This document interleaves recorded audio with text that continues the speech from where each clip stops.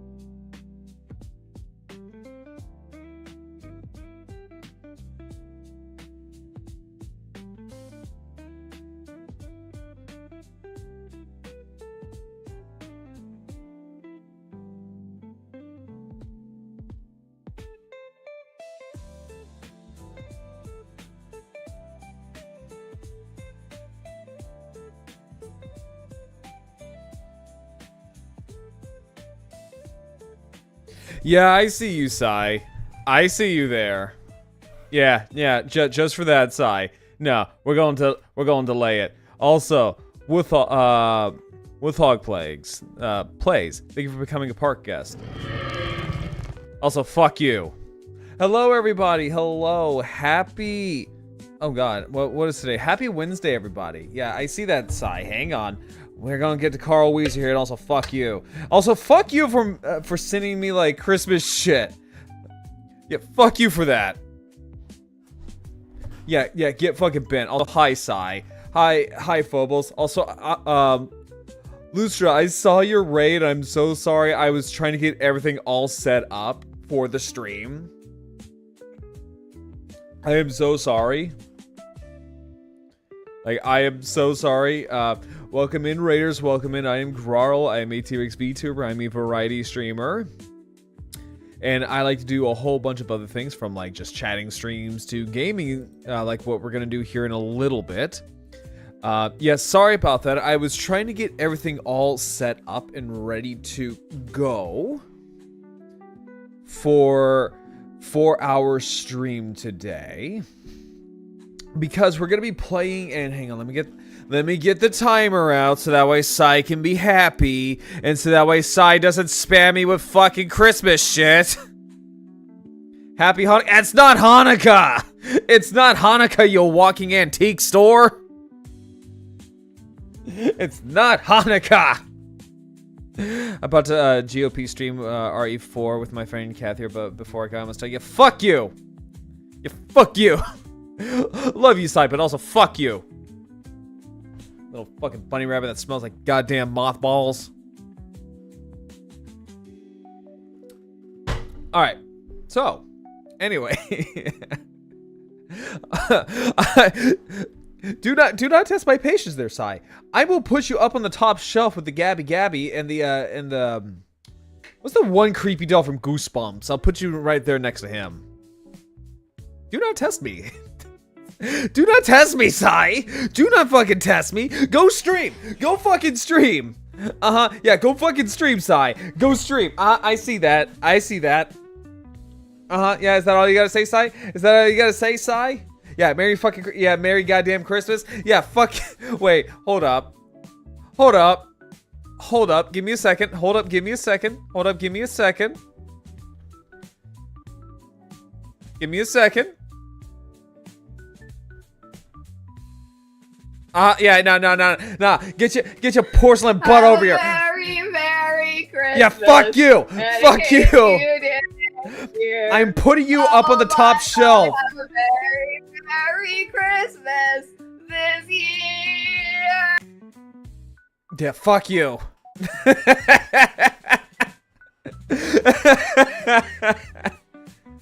It's not Christmas. It's not goddamn Christmas. Okay, I like how most streamers, right? I like how most streamers will sit there. Most streamers will sit there and be like, happy birthday, happy birthday. But no, not me. It's Merry goddamn Christmas. It's not Christmas. Go stream. Go stream, Sai. Go stream, damn it. Unless you're multitasking. Ah. But yes, hello everybody. Welcome in.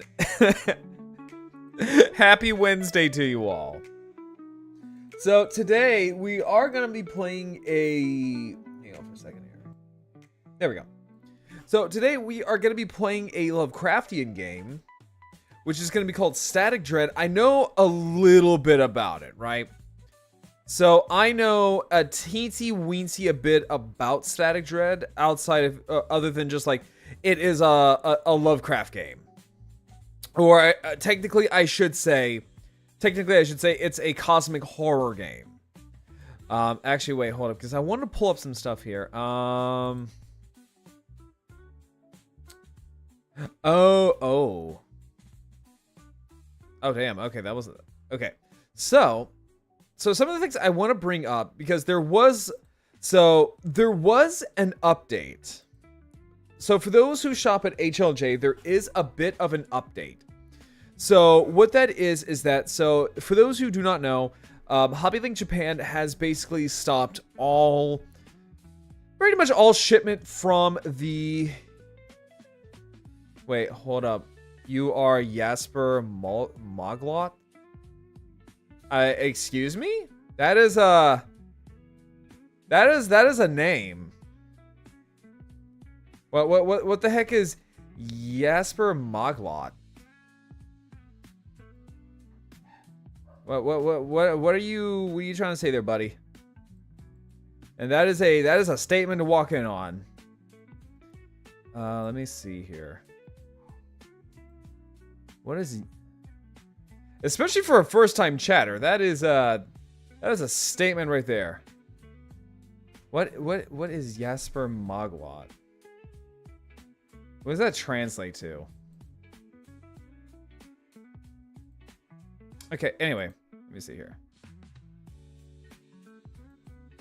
Okay, anyway, so for today, we are going to be kind of going over some news about HobbyLink Japan, because so they kind of sent me an update. So basically what it is that we'll go over this here in a little bit too, because it essentially is kind of an update, but not really an update. So what it is that it pertains to shipping, because for those who don't know, is that so HobbyLink Japan and most, if not all, Japanese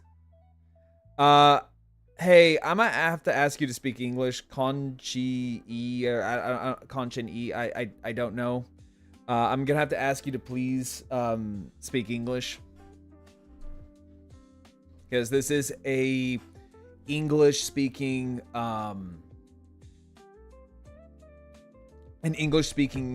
stream. But yeah, so basically what it is that there is an update. So basically what it is that, for those who don't know, is that so HLJ has pretty much stopped all shipment to the United States because of the tariffs. And that also includes, it's not just HLJ, but it is other sites as well. So things like Ami, things like Mandarake are also all basically saying like, hey, we can't do this anymore, or we can't do it temporarily. But the update that they gave us was interesting. So what they did, and this was updated today. So what these new policies are, so these are new policy changes. And it's both a good and a bad thing at the same time. It just depends on how you want to look at it. So what it pre-tells is that, so kind of give you guys the skinny, is that basically they kind of extended the private warehouse. So for those who don't know, because of the COVID-19 virus that happened in 2020, the private warehouse system kind of got a little fucky. And it's been kind of fucky since. So typically what would happen is that they would put a cap on your order. So like you can only have it in the private warehouse for a certain amount of time until basically until the timer runs out, and they will automatically ship it to you regardless. But because of COVID, they kind of pretty much, you could leave it there for an amount of time you want, basically. But now I think they're kind of going back to just kind of like how it used to be, but with a twist. So what it is that, and let me go ahead and get this straightened out as well. Let me see here.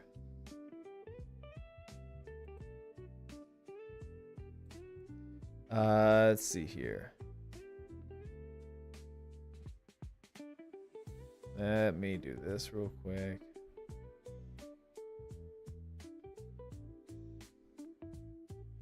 Okay. All right, here we go. So,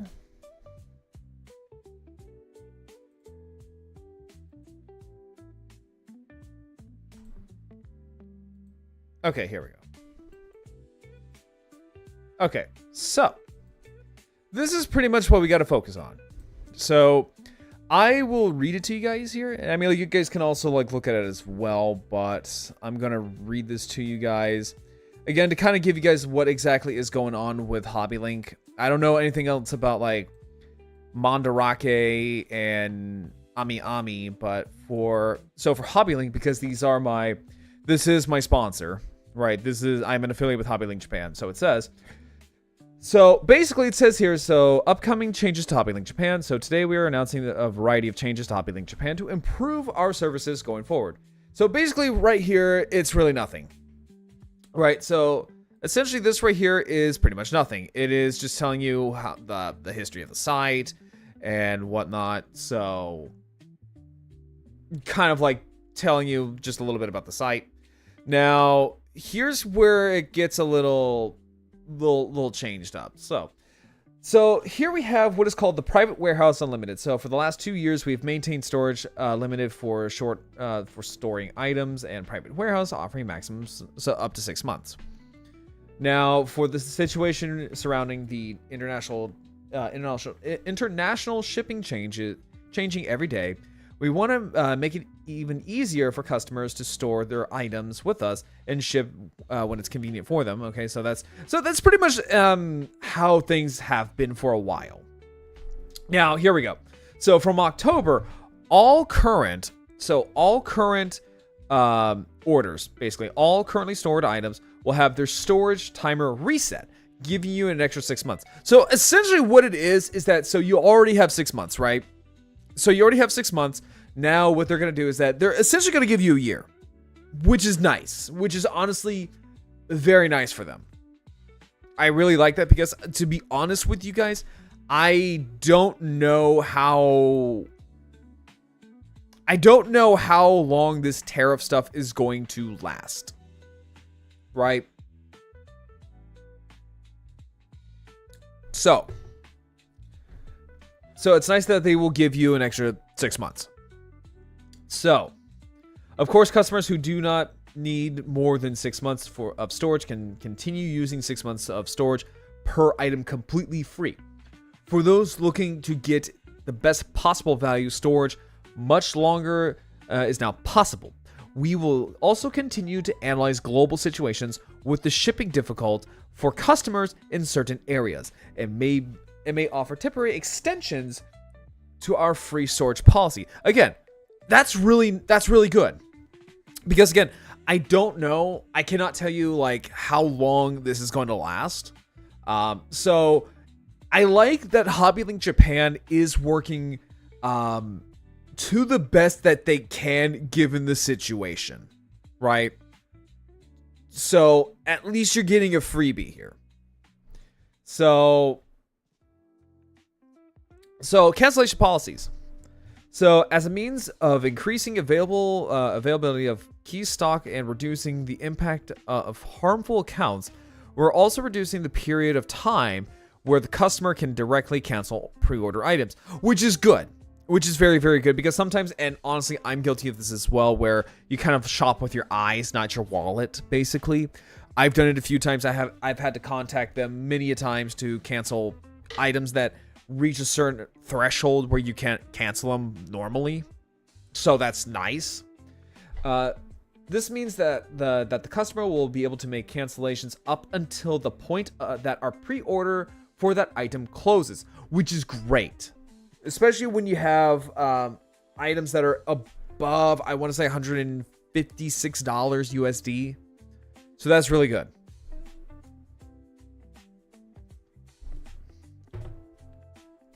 This means, so we will no longer be able to accept cancellations for items that have arrived in private warehouse, except in certain circumstances. So I'm assuming because of like the tariffs and shipping and all that kind of stuff. That's probably what they're talking about.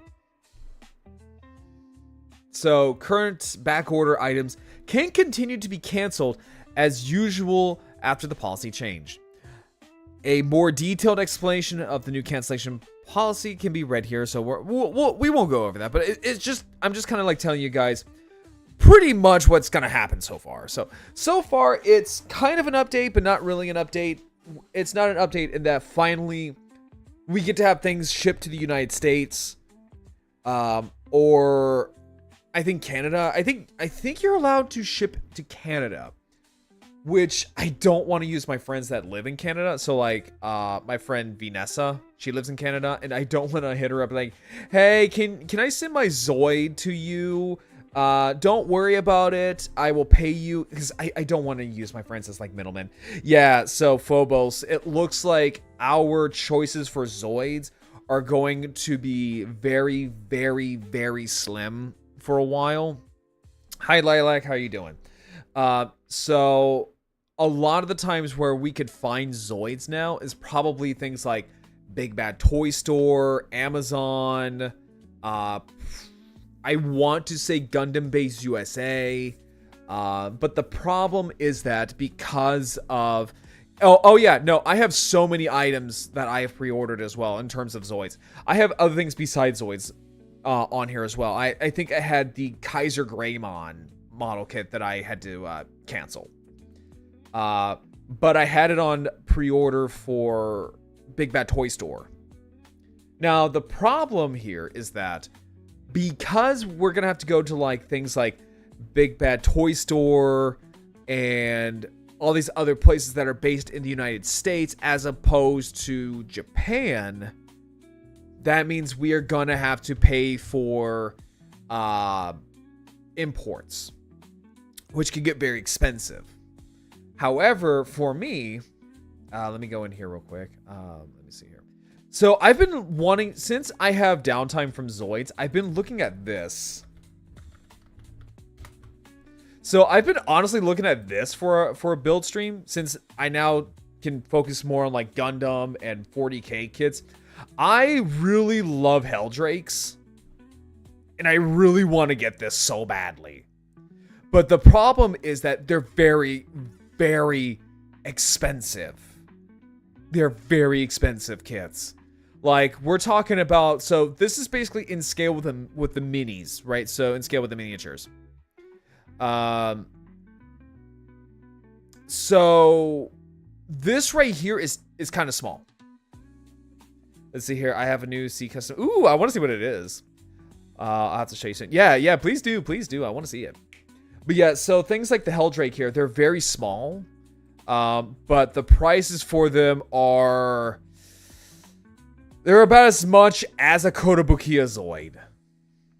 So that's the problem with wanting to now build more like Warhammer minis and stuff like that, is because, yes, $70, yeah, because this is in scale with the miniatures. But also, look at all that damn detail. That detailing is insanity. And the thing is that Phobos, this is not even like the biggest kits that they have here. There are more. Yeah, no, like Helldrakes. And so the cool thing with Helldrakes and with a lot of like 40k stuff, they're entirely customizable. So you don't have to do the stock Helldrake. You can do a custom Helldrake. So basically, like you can see here on the box, right? So you can see here on the box, you have different options for like a Helldrake. So you can have like a Helldrake with this kind of head and like these kind of claws, or have like guns and this kind of head. So the thing is, like, I'm not a Chaos main guy. I'm not a Chaos main. But I will say though, is that Chaos have a lot of really, really cool vehicles. Because one, I'm a Zoids fan, so it, you know, animalistic mechs kind of make the autism go ooga booga. So let me actually see here real quick. So let me do, God, what was it? I think it was called the Forge Fiend. I think is what I think it's called. The Forge Fiend. I think it's the Forge Fiend or the Mauler Beast. Okay, so it might be the Mauler Beast. Hang on, let me see here real quick. What is that? Okay. Oh, Vashtor the Arcane. Okay, yeah. That's I think he's the leader of the Dark Mechanicum. What did I say? Oh yeah. Mauler Fiend. I think it's this one. Where is it? Yep, here you are. Forge Fiend, that's what they're called, Forge Fiends. Yeah, these are really cool as hell. I love these things. And you can have them in like a different configuration as well. You can also have them as like, I think it's called the Forge Fiend, or I think it's called the Mauler Beast or the Mauler Fiend. It's one of those. I definitely know it's one of those. So basically, this is more of like the three-headed artillery. Like, this is more of a three-headed artillery unit. Now, the other one, I think it's called the... Let me see here real quick. Let me see here. Mauler... I think it's called the Mauler Beast. Yep, okay, it is the Mauler Beast. Okay, yeah. This is my favorite configuration of this. Here we go. Yeah, so this right here is like my favorite variant. I love Mauler Fiends. And I love Mauler Beasts. Like, I love these things so much. These things look so cool. They're essentially just giant, like, demonic mechanical dinosaurs. But they're expensive. They're very expensive. But the cool thing about them, though, is that you can customize them however the hell you want. But I will say, though, is that they are also very brittle. Like, as someone who owns 40k minis, these are also very fragile. Like, we're talking, like, something that's even more fragile than like, Zoids, like Kotobukiya Zoids, or Gundam parts. Like, these are very, very fragile kits.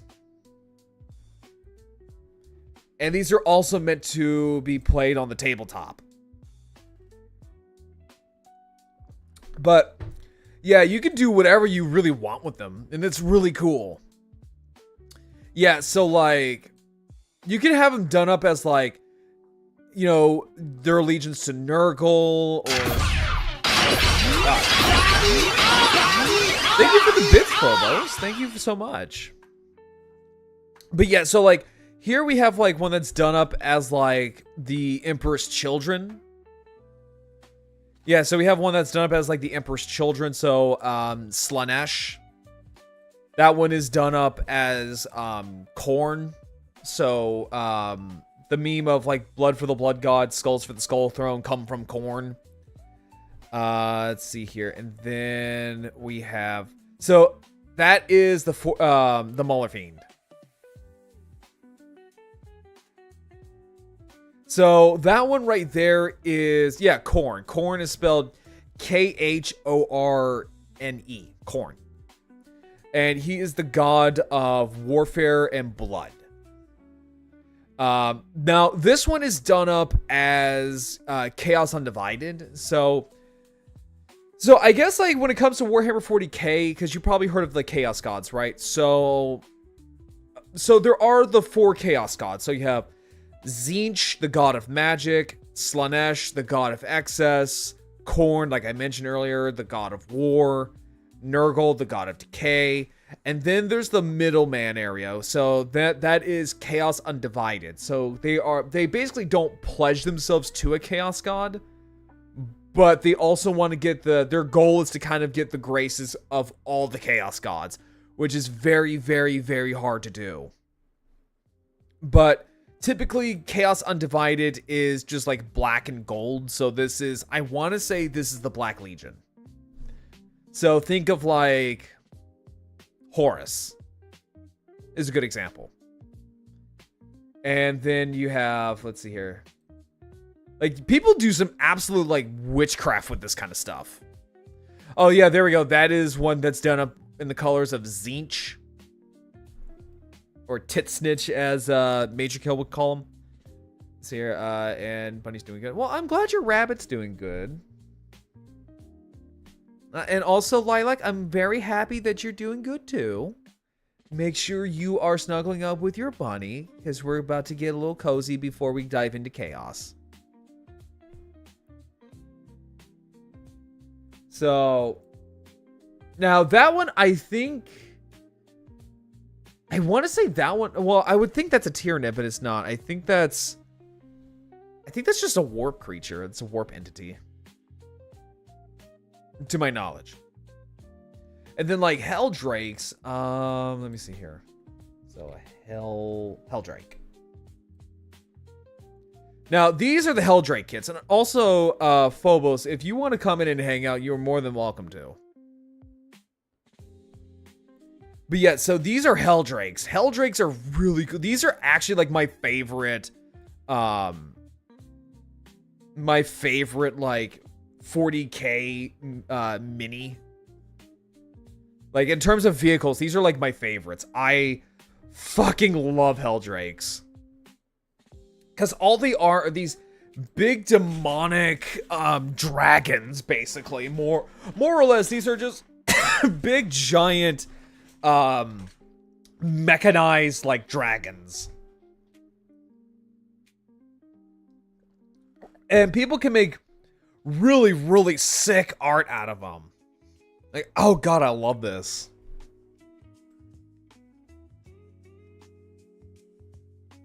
And also their lore is also really, really fucked up. Like, god, do I love these things. Oh, there's one for the Iron Warrior. So that's another, I guess you could say another Chaos Undivided faction. But yeah, no, like I would really love one of these things, but they are also like very, very expensive. Let me see here. So just Heldrake. 40k. Yeah. Yeah, no, they're expensive. They're very expensive. I don't know. I might add this to my throne. Actually, no, shit. I might as well, because my birthday's next month. So, okay. So let me do that actually.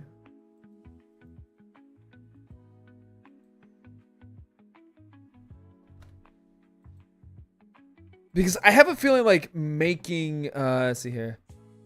You don't see me in the. Hang on. Let me see here. Oh, that's because I... Oh, that's weird. Okay. Oh. There we go. Now... There we go.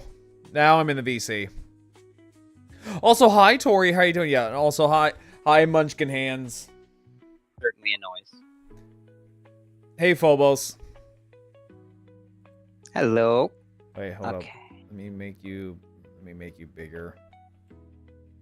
Yeah, because I want to kind of Alright. go over some of these like 40k minis because like I recently just got done playing Space Marine 2 and that game really made me just fall in love with the Helldrakes. I definitely want to get into more 40k stuff. People keep bringing it up all the time. So I can tell you a little bit about Helldrakes. Oh boy. They're fucked up. They're really, really, really fucked up. Just looking at it, I could. So basically, this is what they call a demon engine. So basically, a demonic machine. Nice. And so, I like it. so Helldrakes are created by a Chaos Warband capturing an aircraft with the pilot still in it. Oh. And so what happens is that because of warp shenanigans and whatnot, and also them fusing it with a demon, the vehicle in question starts to mutate and morph into this monster, and the pilot himself will essentially be assimilated into the machine. That sounds amazing.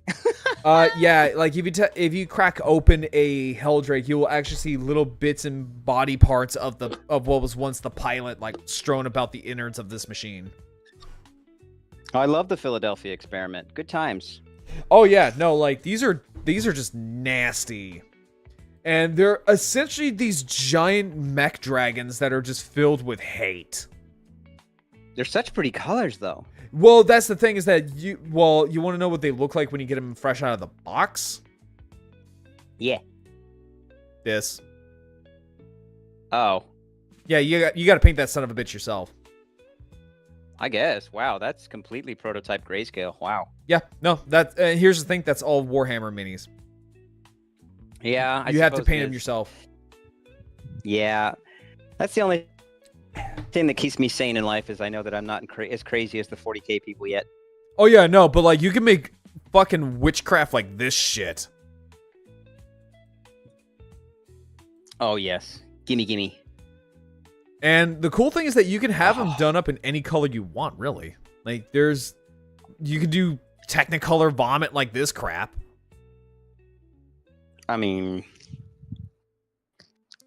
I don't know what the fuck I'm looking at, but it looks nice. I think it's made out of 90s arcade carpet. Yeah, I mean, like, there's this one that I really love the gradient on the wings because it reminds me of like pretty. It reminds me of like a cathedral. Oh yeah, with the stained glass. Oh yeah, that's gorgeous. Oh yeah, no, like, and you can have them in any like faction you want. So you can done them up in like this one, so that is the color of Tzeentch.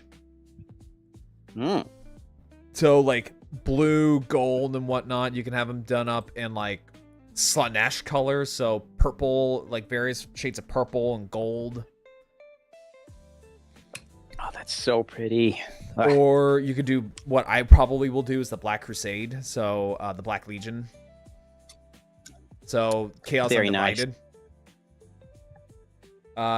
So pretty. Or if you really, and I do mean if you really, really want to, and if you want to torture yourself, you can try Nurgle. Every time I hear the word Nurgle, I just think of Billy and Mandy, and it makes me concerned. That's where they got the name from. Yeah, I'm sure it is. No, that's where Billy and Mandy got the name from. Yeah, I'm sure it is. Oh, there Nurgle we go. That's a Nurglite Helldrake. Oh wow. Yeah, That's colorful. If you really wanna, like, the thing is, like, you can customize them however you want. You can like saw off like parts and stuff, make it look battle damaged. You can glue like other machinery to it as well. Like people make some bonkers ass creations with them. That's wild. Yeah, but they're very expensive. Mighty neat. Yeah, they're $70. It's essentially the same amount as an HMM Liger Zero. Yeah. For something that has literally half the size. Yeah, but it's cool. It's also unpainted though. Oh, it is. But like this right here, so this is what anything with Nurgle looks like. It's fleshy, it's decayed, it's nasty looking, it's got pus leaking out of it, organs trailing out of it. It's got growths. It's creepy to look at, but I want one. Yeah, that is what happens with Nurgle. Like, you surrender Ugh. yourself to the grandfather, and he will do this to you. Yay. But the thing is, like, you will feel only one thing, and that is happiness. I don't like that. That makes me... Well, so the thing with Nurgle is that he's the nicest of the Chaos Gods. I don't know if that's considered nice or just Well, high-level so- manipulation. So with Nurgle, he's all about life. Like, he genuinely loves life.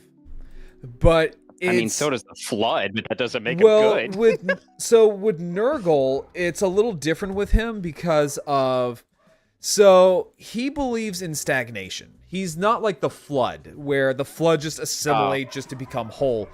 Nurgle, however, he basically sees all these... So, basically, they're not parasites, right? They're a disease. You see. So, yeah, so basically, that's why if you see a lot of Nurgle minis, they look very sickly. They look like grossly green with like organs popping out of their orifices and whatnot. Good times. Well, it's because they're in a state of decay. They're all in a state of decay, but the thing is that he believes in the cyclical nature of life. So you're born, you live, you die, you rot.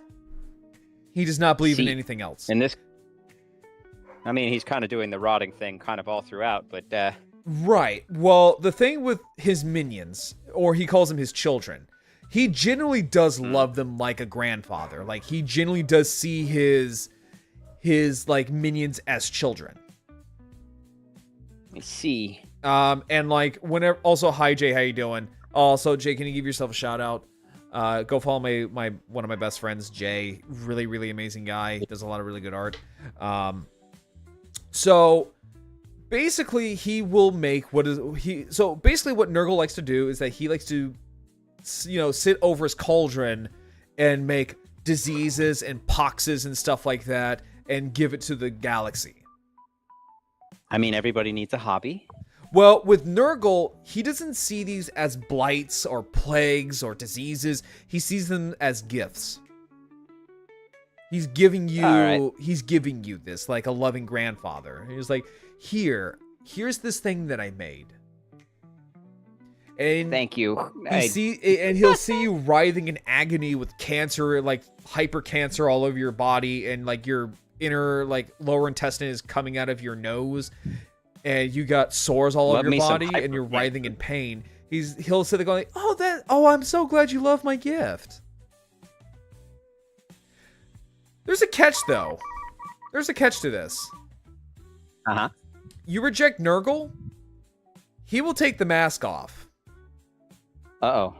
Meaning, you reject the grandfather, he's gonna be like, "Okay, my child, that's fine." With a snap of his finger, you will feel every single ounce of pain known to reality. Every single cancerous tumor on your body. 1,000 years of suffering. Joy. And you will wish to be dead. 20 times over. Now, there is also another thing to Nurgle. There's actually a very heartwarming story to Nurgle. Oh? He was sitting over his cauldron, mixing the greatest pox to have ever seen reality. Also, hi, Rama, how you doing? So, he was stirring his pot, his cauldron, and a Nurgling came out and fell into the pot. And the Nurgling drank his concoction. This was, like, the best kind of cancer you can think of. And so... Basically, what Nurgle did was that he saw this little Nurgling, and he took him into his arms. And by the time this little Nurgling became a greater demon of Nurgle.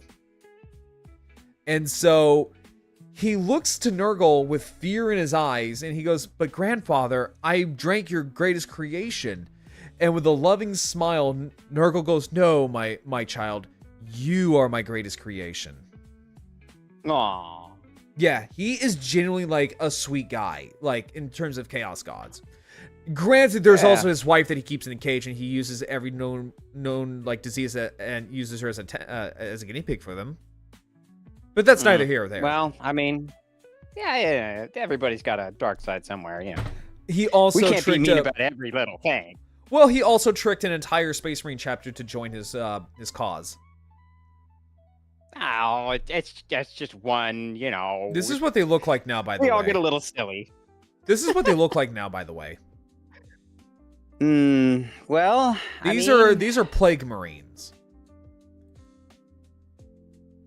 Those are. That is also a Hellbrute, by the way.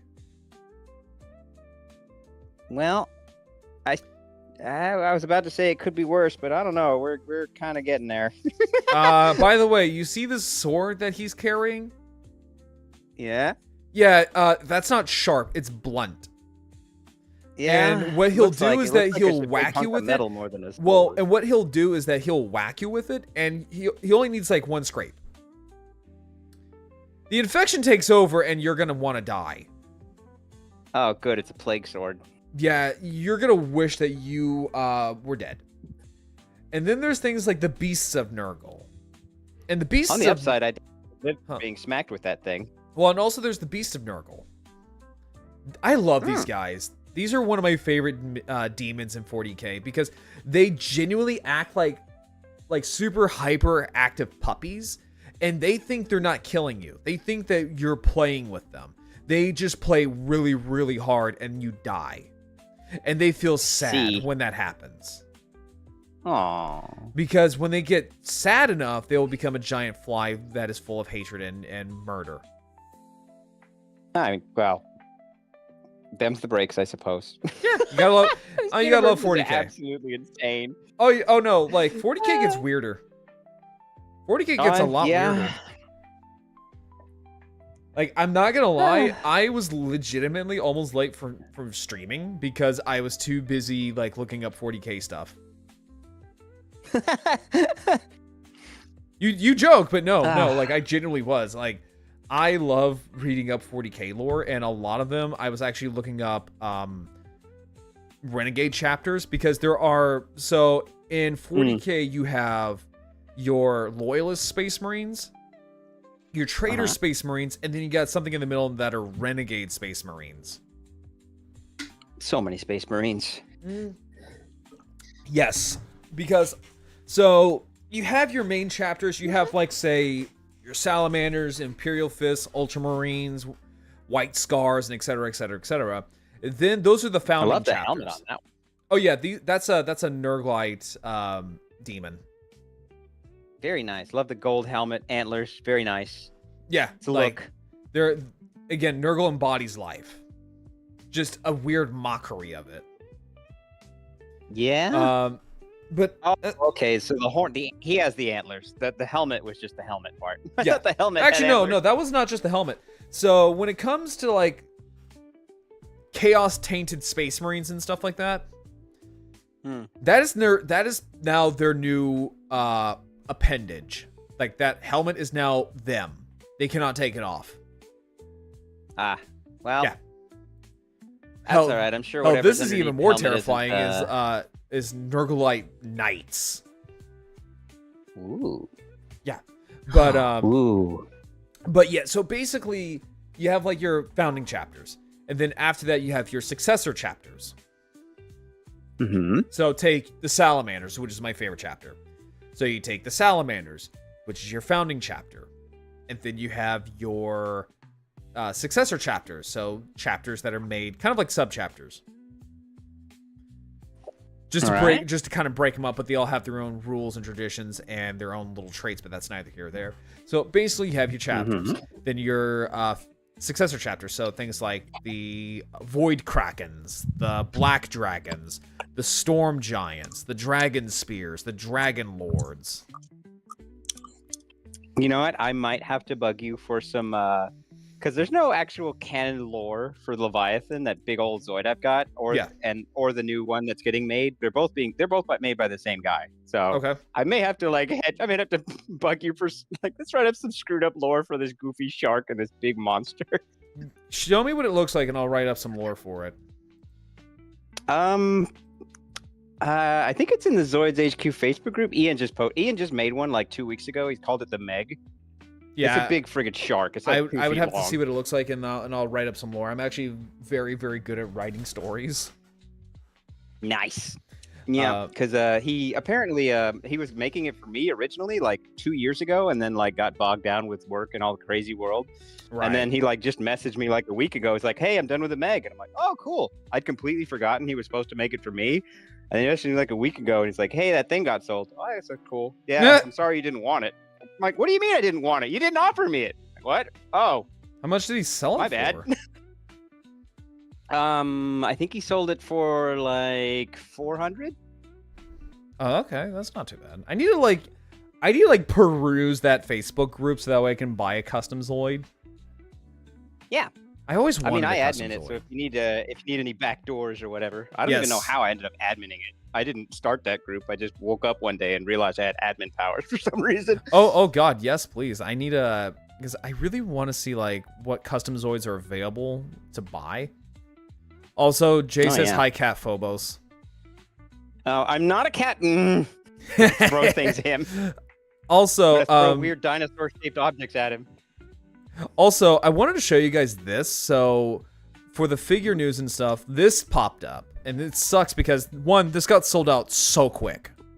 Ooh, Metal Gear Rex. Yes, I love the Metal Gear Rex.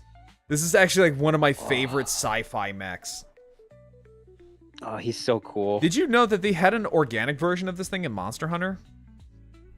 They did? Yeah, it's called. How many crossovers has Monster Hunter had? So Monster Hunter's had a few. So they've had one with Metal Gear for the PSP. I know they did The Witcher. They did The Witcher, Zoids, Final Fantasy, and a few others. From what I understand, they just do the extremely lazy but like doable route of like a portal opened up and Pretty now much. we have a crossover. I'm like, Yeah, pretty much. I think that's Now- extremely now lazy, but here- it works. Now with Metal Gear, it was just they were on an isolated island, and they just happened to have like Velocidromes, Tigrex, I think Rathalos, and then what is known as the G-Rex. Ah. The G-Rex is essentially a fleshy, organic variant of the Metal Gear Rex. Cool. Let me see if I can find it real quick. I want to see this. Let's see here.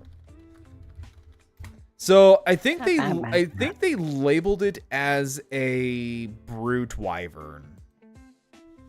I mean, I guess that makes sense. I don't know if you know your wyverns. I mean, not really. Other than I don't know my Monster Hunter wyverns. You know So- what the word means.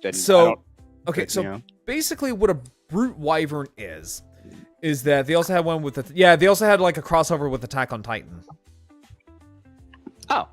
Yeah, they did a skinned Devil Joe, and it's terrifying. Cool.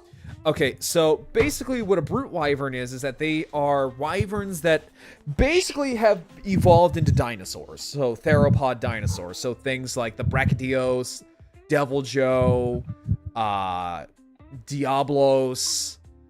Not Diablos. Diablos is a flying wyvern. Glavenus is another good example. And the Neat. monster in question, which is the G-Rex or Gear Rex. And this is what it looks like. Oh boy. Yeah, Hey, nerds. Hey, hello. Piper. Oh wow. Yeah, so this is basically the G-Rex. It's one of my favorite monsters, and I wish this was brought back. Is that its tail? Nope, that is a fleshy appendage that grows out of its back. It's essentially them trying to make sense of the railgun that it has. Yeah, I guess that's what they're going for. Oh my goodness, this thing. I want one. And I think it shoots a concentrated like beam of heat I from will it. pet him and I will name him George. So, yeah, like what Jay was saying, so brute wyverns are an older species of wyvern. So, they're essentially dinosaurs. They're basically Cool. dinosaurs that they're wyverns that do not do not fly. Or if they can, it's a very, very short amount of like time. If they even can or glide. All right. But yeah, they're basically things like they traded in their wings for like claws or the case of the Brachydios, basically bomb knuckles. Cool. Yeah, so I don't know if you know what a Brachydios is. I do not. So picture a dinosaur, but it has boxing gloves for Uh-huh. hands, and it oozes out a green slime-like mucus-like substance that basically will explode on contact. Oh, okay. Why not? When you said the name of the dinosaur, all I could think of is a Brachiosaurus. That's actually Dio. That people have made so many jokes about that. Yeah, and Anjanath is the It was only one that Dio. has been. So yeah, like what Jay was saying. So basically, the Anjanath, which is my favorite monster in the game, is the only known brute wyvern that is known to fly or glide, because it has a sail-like basically has like a sail-like structure that stretches from its butt down to its tail. Oh. Yeah, so it's one of the only, if not the only, brute wyvern that has retained that trait. But yeah, so this is the Gear Rex. It looks disgusting and I love it. But here, this is so this is the Soul of Chogokin Gear Rex, or Metal Gear Rex. Oh. And Yeah. it sold out. Quick. Is that was that one 172? It is. Nice. Yeah, so I love this. I feel like this. Huh? I was gonna say this. This feels like this should came with like a mini Solid Snake or Liquid Ocelot. The funny thing is that the Kotobukiya model kit does. I have that one. It's not bad. It's okay. It's not the best. I feel like it wouldn't be too hard to track down a 172 scale Solid Snake. No. There's got to be a few of them out There's there. also the 3-0 Metal Gear Rex. Ooh. Yeah, that one cost nearly $1,000. 1,000? Wow. Yeah. I mean, I don't know why I'm surprised. I think I paid like 400 for my 3-0 Iron Kong. Yeah, no. It's also because that's aftermarket sales. Yeah, I say because they only print them for so long. I say it took me forever to even find a Kong because they haven't made them in like a decade.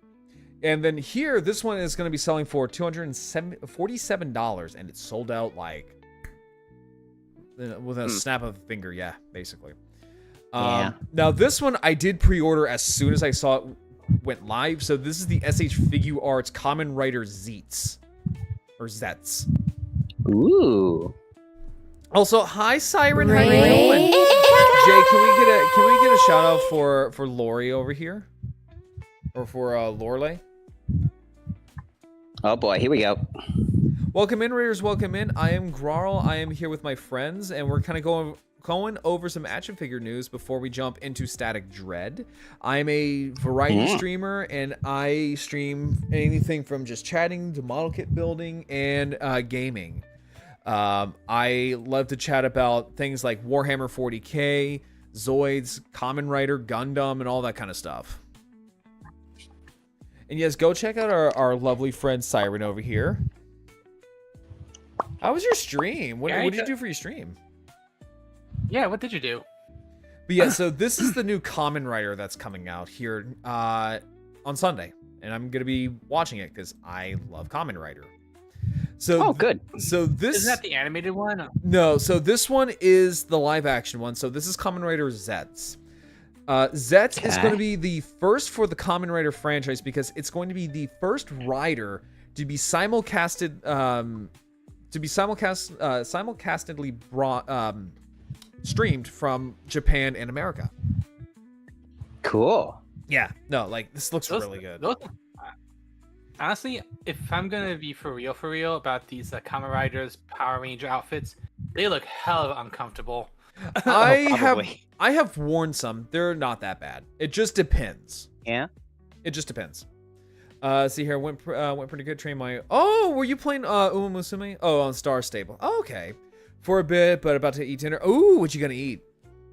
But yeah, no, this one looks really good. I really like this design. It's a more almost alien take on Ichigo, the very first Kamen Rider. It looks really good. It does, and what's really unique is that the driver's on his chest rather than his belt, or like on his waist. Oh, pizza! Ooh, pizza! That sounds pretty good.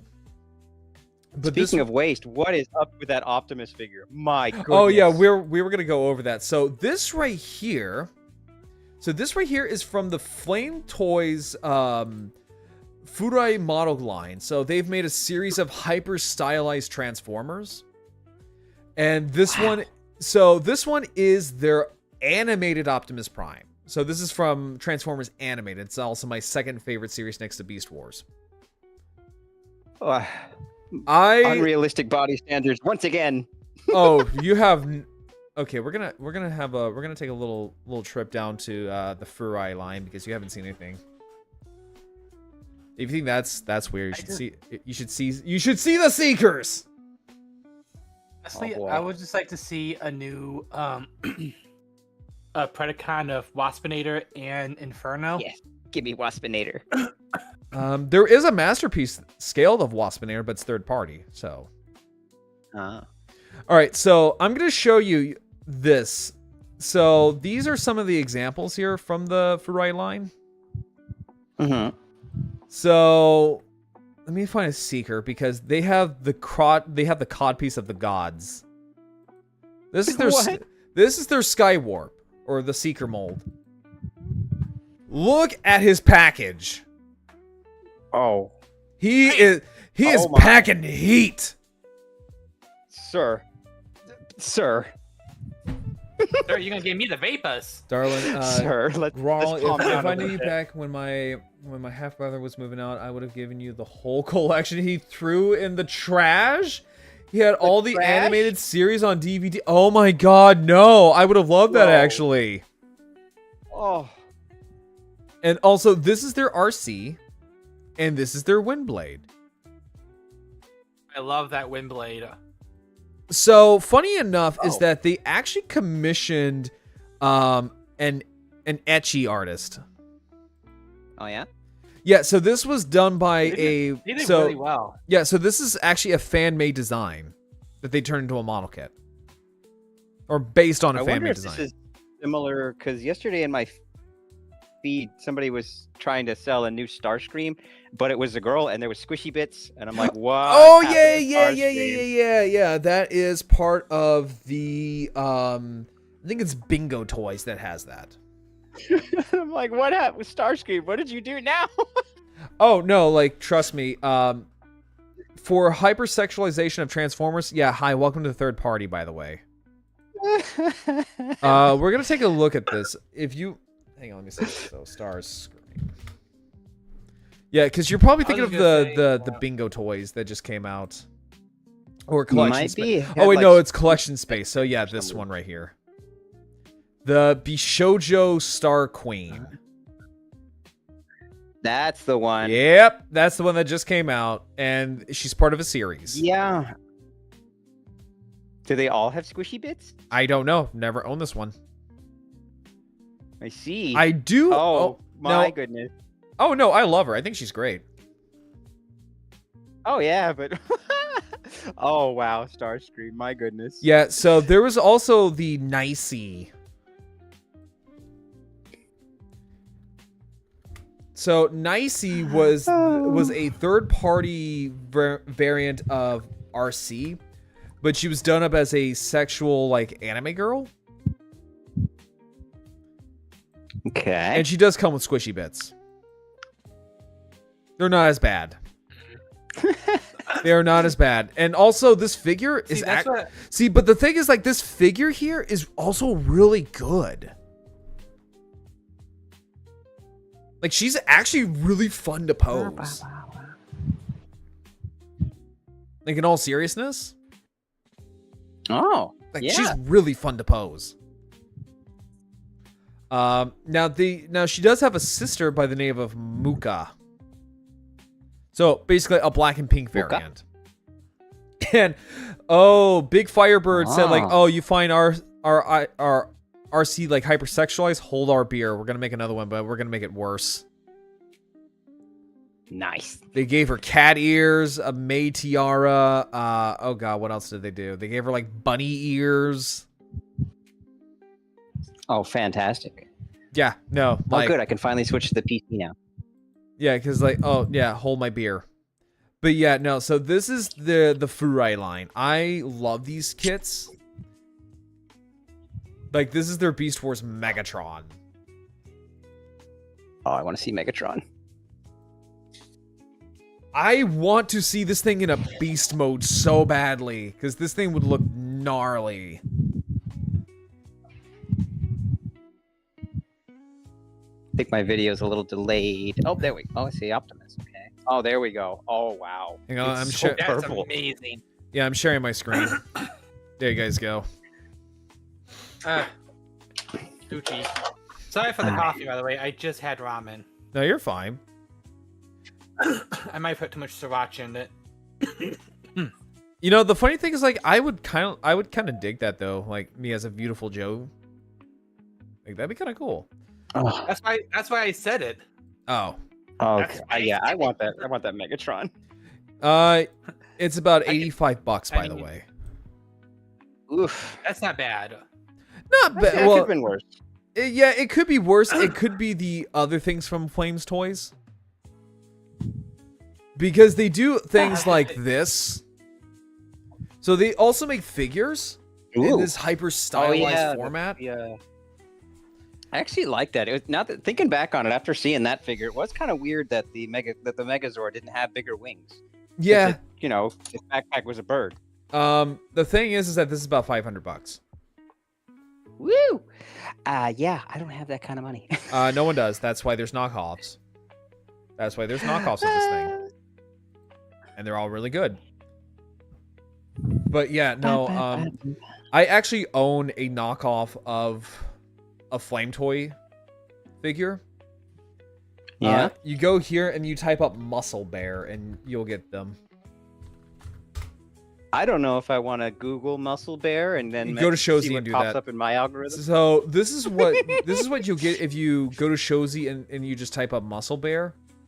So what these are just knockoffs, but they are of like the same quality as the original thing. Like this is the one that I have. This is Tarn. Oh wow, dude, that looks so cool. Oh yeah, no, I love That's my actually Tarn. really good. Yeah, It's a very pretty design. yeah, no, I love Tarn. Like as a character, I love love- this guy so much. I love the mixture of the blacks, the gunmetals, the base metal, and the purples, and the royal purple. And also like the It's lore a of very this, nice hybrid mixture. also the lore of this guy is insane. So he is basically a Decepticon fanatic. And he is also Okay. he's also very addicted to transformation that he actually burned out his T-Cog, which is the thing that makes him transform. I didn't know you could do that. He's burned out 17 of the damn things. You can get new ones. Yes. Yes, you can. And he'll I didn't know basically play the equivalent of like the Imperial March from Star Wars while he's torturing his victims. Oh, okay. That's Sexy. Yes. He also idolizes Megatron to the point where he almost committed suicide when he learned that Megatron went to the Autobots. Oh wow, Oh, that's a little harsh. I can Yeah. see where he gets how he can show his dedication to the Decepticons just by his faceplate alone. Well, yeah, he modeled Like, his mask that's- off of the Decepticon logo, and Hello? well, there's actually a face behind it, and it's a scarred up face from when he fought Grimlock. Oh, good. So what happened was that in the comics, him and Grimlock fought. Grimlock scarred his face, so he took Grimlock and lobotomized him Mm. to where he is now stuck in beast mode as an animal. Oh. Yeah. No, he also did another thing where one of his members was showing weakness, so he hugged him. Then he proceeded to rip off his head and then smear the decapitated head on another Transformer to show that he's not weak. Wow. Yeah. That's So basically, Deathsaurus and Tarn were going to team up to take down the crew of the ship called the Lost Light. And one of his subordinates was worried about their pet, which is a mechanical fox that was actually a lobotomized transformer that they forced into a beast mode. that's pretty screwed up. And so he goes, "Oh, I'm so sorry you feel about that about your pet. Here," rips off your head and then smears it on Deathsaurus's chest. Yeah, feeling much better. Yeah. And the guy that he killed, he turned into an electric chair. He turned him into an electric chair. No, that was his alt mode. His alt mode was an electric chair, yes. Bro. Yeah, so he's part of what is called the Decepticon Justice Division. So they're a bunch of fanatical Decepticons who track down other Decepticons if they get an inkling of like what is it like, just if they feel like they're not being like a true Decepticon.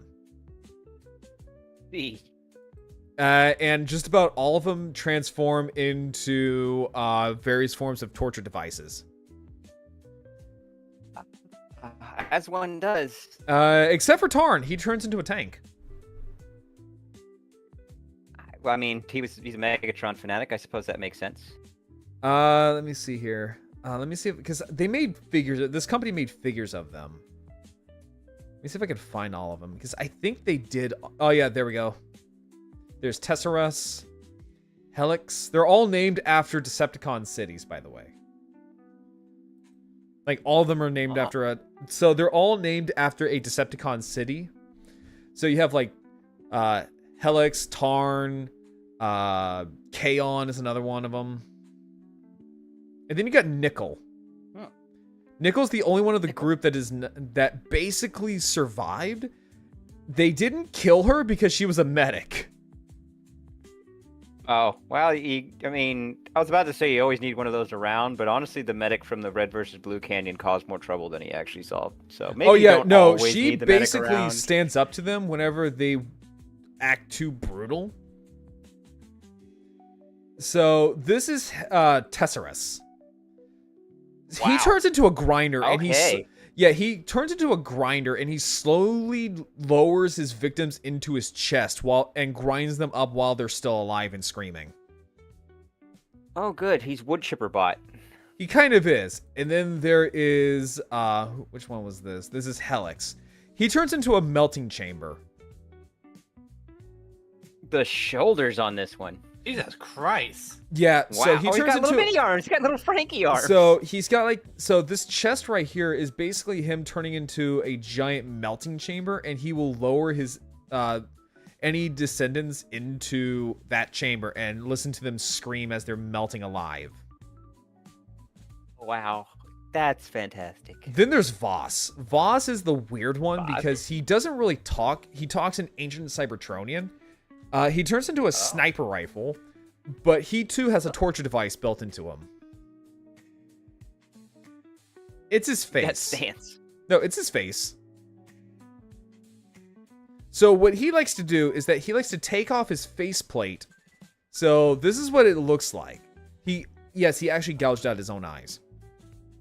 Oh, okay. Why not? And his faceplate is filled with drills and knives and other stuff like that, and he'll shove it into your face.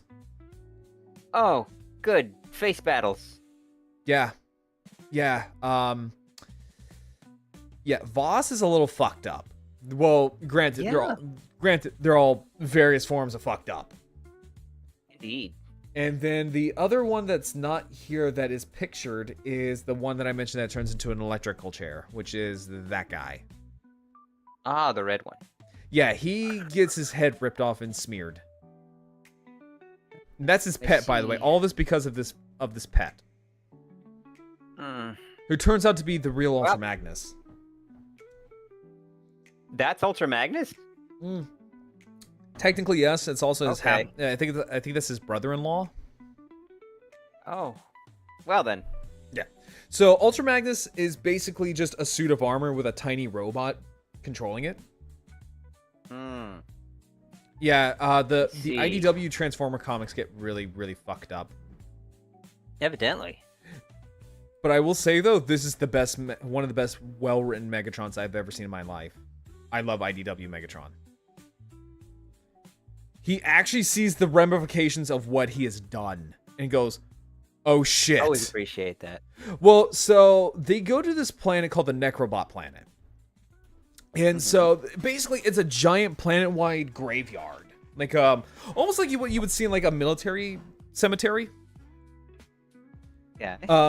But Right. basically essentially what it is that for every life you have taken, you get one blue flower. Now, Optimus Prime has a few. Grimlock had a few. Bumblebee had a few. Starscream had a good few. Megatron saw an ocean of blue. Oh. He saw all the lives he had taken in the form of flowers and just goes, oh my god, what have I done? Maybe I went a little overboard. Yeah, so maybe. So he basically became a pacifist. Oh, the little chibi one. And so it took Ravage dying for him to snap out of it and go ape shit on the DJD. That reminds me, did you see we're getting a new Chibi Beast Wars Megatron? Yes, and I love it. It's I so love it, love it, cute. love it, love it. I also saw we're getting a Chibi Aberreno, and I really want that more so than the Chibi Megatron. Oh, yeah? Let me see here. So, Aberren... Here we go. Aberreno.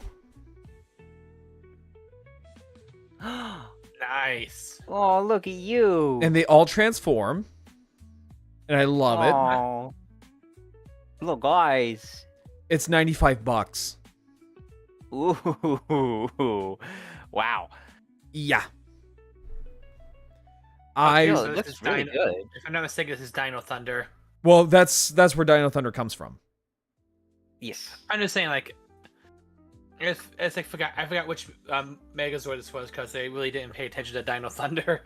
Oh yeah, no, Dino Thunder is like the best like modern Power Rangers we have gotten. The original Sentai series gets a little dark. Like, you know, do you remember Zeltrax in the original show? Yeah. Yeah, in the Sentai, that's the Black Ranger's wife. Oh. Yeah, he's literally beating the hell out of his wife because she's possessed by a suit of armor. I see. Yeah. Yeah, it gets pretty fucking dark. The White Ranger is a serial killer. Oh. I mean, if you actually watch the original Mighty Morphin that was in America, which was like I think season 5 in Japan, the Japanese one, Rita had a child. Oh yeah. Died. Yeah, so if you watch Jewel Ranger, basically what it is that Rita Repulsa was called Bandora. So essentially, all of the monsters revolve around mythological creatures. So Bandora, Pandora, haha, you get it. Yeah. So in the Sentai, Bandora's child went around smashing dinosaur eggs, and he fucked around and found out and got killed. So she sold her soul to Satan to take revenge on the dinosaurs, and that's how we got the extinction.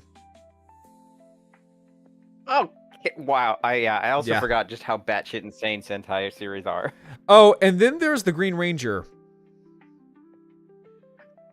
He dies. Love the Green Ranger. He He's- dies? He dies, yes. Oh, well. He's That's also the unfortunate. older brother of the Red Ranger.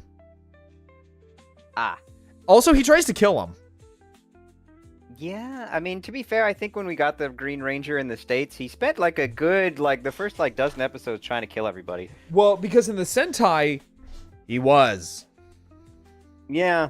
He also, like, I think it was one of the few times he went straight Grand Theft Auto and hopped in the Megazord and started beating people up in it. Yeah, that happened in Like, the you could Sentai. do that. So basically, If what I'm not happens is mistaken, what happens in the Sentai is that the Green Ranger was jealous of his younger brother because he ascended to the throne as Prince of the Yamato tribe, and also he basically got put into a death-like slumber because during the extinction of the dinosaurs, his essentially his hibernation crystal got fucked up, and he essentially almost died.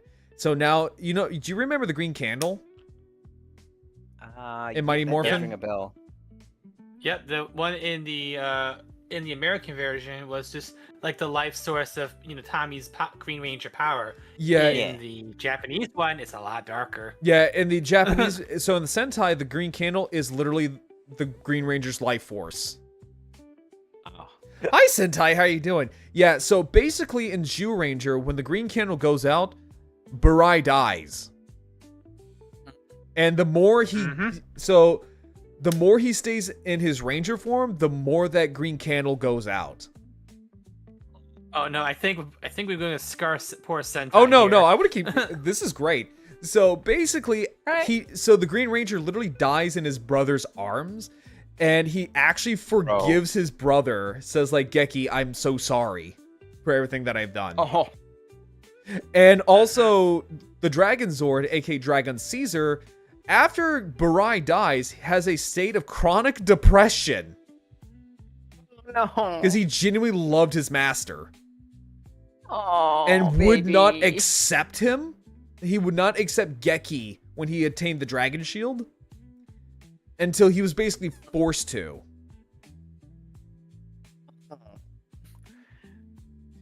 Yeah. Of Also, course, by the way, but- the Megazord's a god.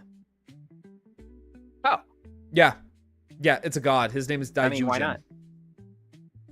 Yeah, there's no Zordon, there's no Rita Repulsa, there's no Zed. Oh, I love Zed though. He was hilarious. Also, Goldar's in the new, sexist. in one of the new, Also, yeah, in the original Sentai Yeah. series, Goldar's a sexist. I wouldn't be Yes, surprised if I watched back and figured out that the American Goldar was sexist. He was Oh, dumb. Okay, so do you remember the villain Scorpina? The scorpion themed Yeah. lady in Mighty yeah, I Morphin? remember. Yeah. So in the Sentai, that's his wife. That is Goldar's wife. And they had a human child together. How? I don't want to know. I really don't want to know how that actually happened. Also, for a good chunk of the Sentai, Goldar's mute. Mute? Oh, Yeah, that's a shame. he just He's talks hilarious. and grunts and roars. And then when Bandora finally gave him the ability to talk again, you know what he does? Oh god, what did The he do? man looks to his wife, the woman who had been single-handedly kicking the Rangers' asses for episodes on end, and goes, "This is not for a woman. This is a man's fight. You belong in the house." So basically, he put his foot in his mouth. Yeah, job, he moron. basically turned into a 1950s like husband. Your mouth finally works, and the first thing you do is put your foot in it. It's hilarious because she's like, "No, we're gonna kick their asses as a couple," and he goes, "Okay, fine. Let me see what you can do."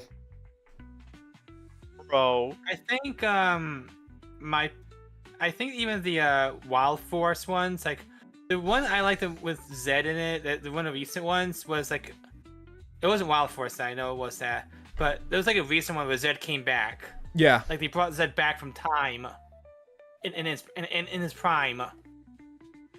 Also, You can actually see how you can see like that Zed can actually fight, and he beats the shit out of the Rangers. Also, speaking of Wild Force, so the original Japanese series Gal Ranger, there's a scene in the show where "Let the Bodies Hit the Floor" is the theme. Nice.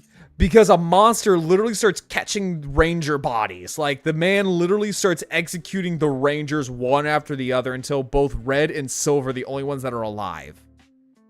Wow. Yeah, this monster single-handedly just basically bodied the entire team. Well, I'm gonna have to throw some Super Sentai on the list of stuff to watch then. Good times. Yeah. Well, and Don't also... watch it, but Well, and also, so you know how Power Rangers Turbo was is kind of like a little bit of a darker turn for Power Rangers back in the day? yeah.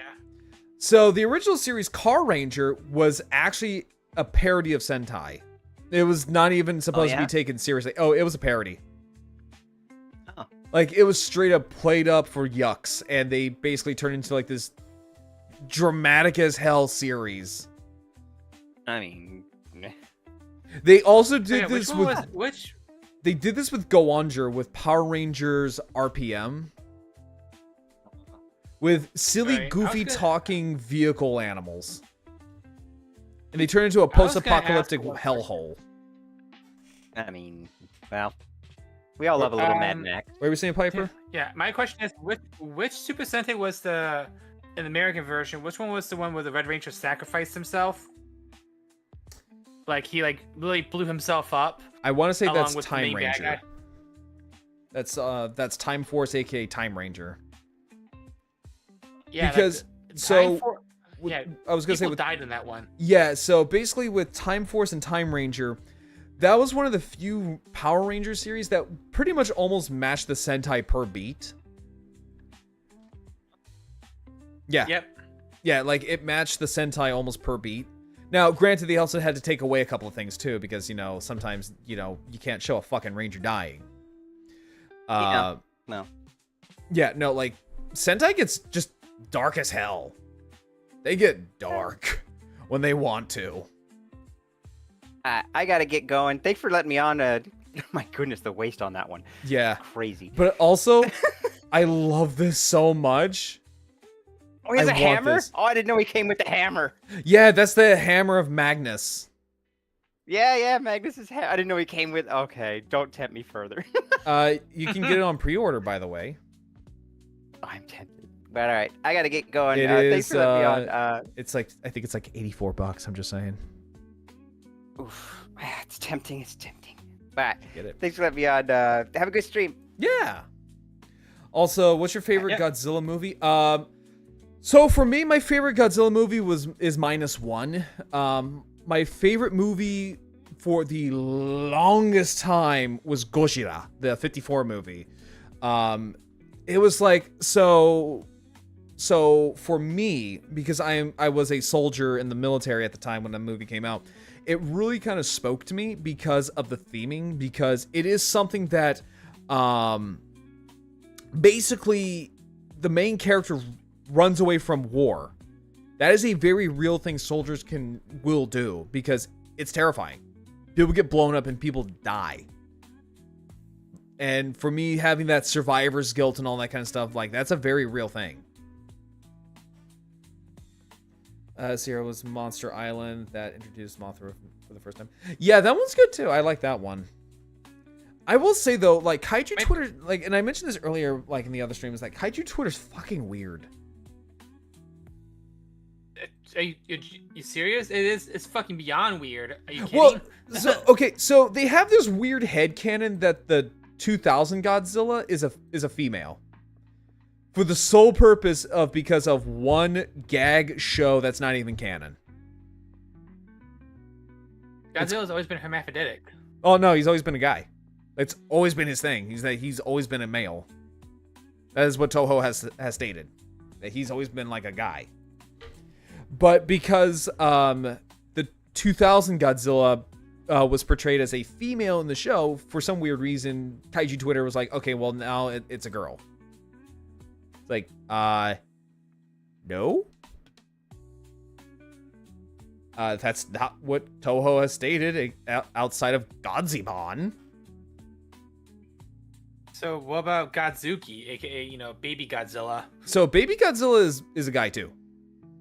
Like, I'm just saying, like, how did Godzilla produce Godzuki? That's the question. so Godzuki is not the same as Godzilla Jr. Godzuki was a thing in the Hanna-Barbera cartoon. 98 Godzilla or the one with the Millennium ones. The Millennium era. So how he finds him, it varies depending on what era. So the Showa era, he just discovers him on an island. Like, he just discovers the egg on an island and just adopts Minya, because he saves him from the Kamacuras. And the Heisei era, same thing. He just finds Baby Godzilla's egg, and he fights Rodan for it, because Rodan saw the egg as his brother. In the Millennium era, he just has him. Like, no real explanation. He just has him. And in the Reiwa era, Reiwa era, it's a little different because you have Godzilla Felius. And Felius he just is like a clone of Godzilla. Which, fun fact, is that Godzilla Filius is Latin for son. So it literally just translates to Godzilla son. Felius showed up in the anime trilogy movies. Huh. Yeah, they thought it was Rodan's egg. Yeah, basically, yeah, he basically had to like fight Rodan, essentially fight Rodan over custody. But yeah, basically humans find it, and what's weird is that baby Godzilla pops out as a Godzillasaurus, and they say it's a plant eater.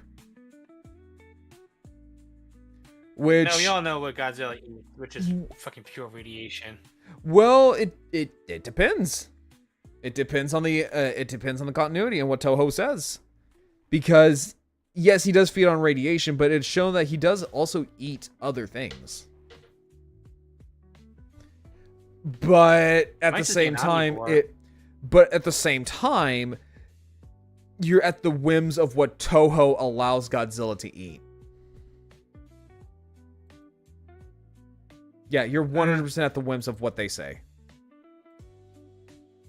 That's fair, I guess. It is his baby. Well, with Toho, it's all because of the 98 Godzilla film.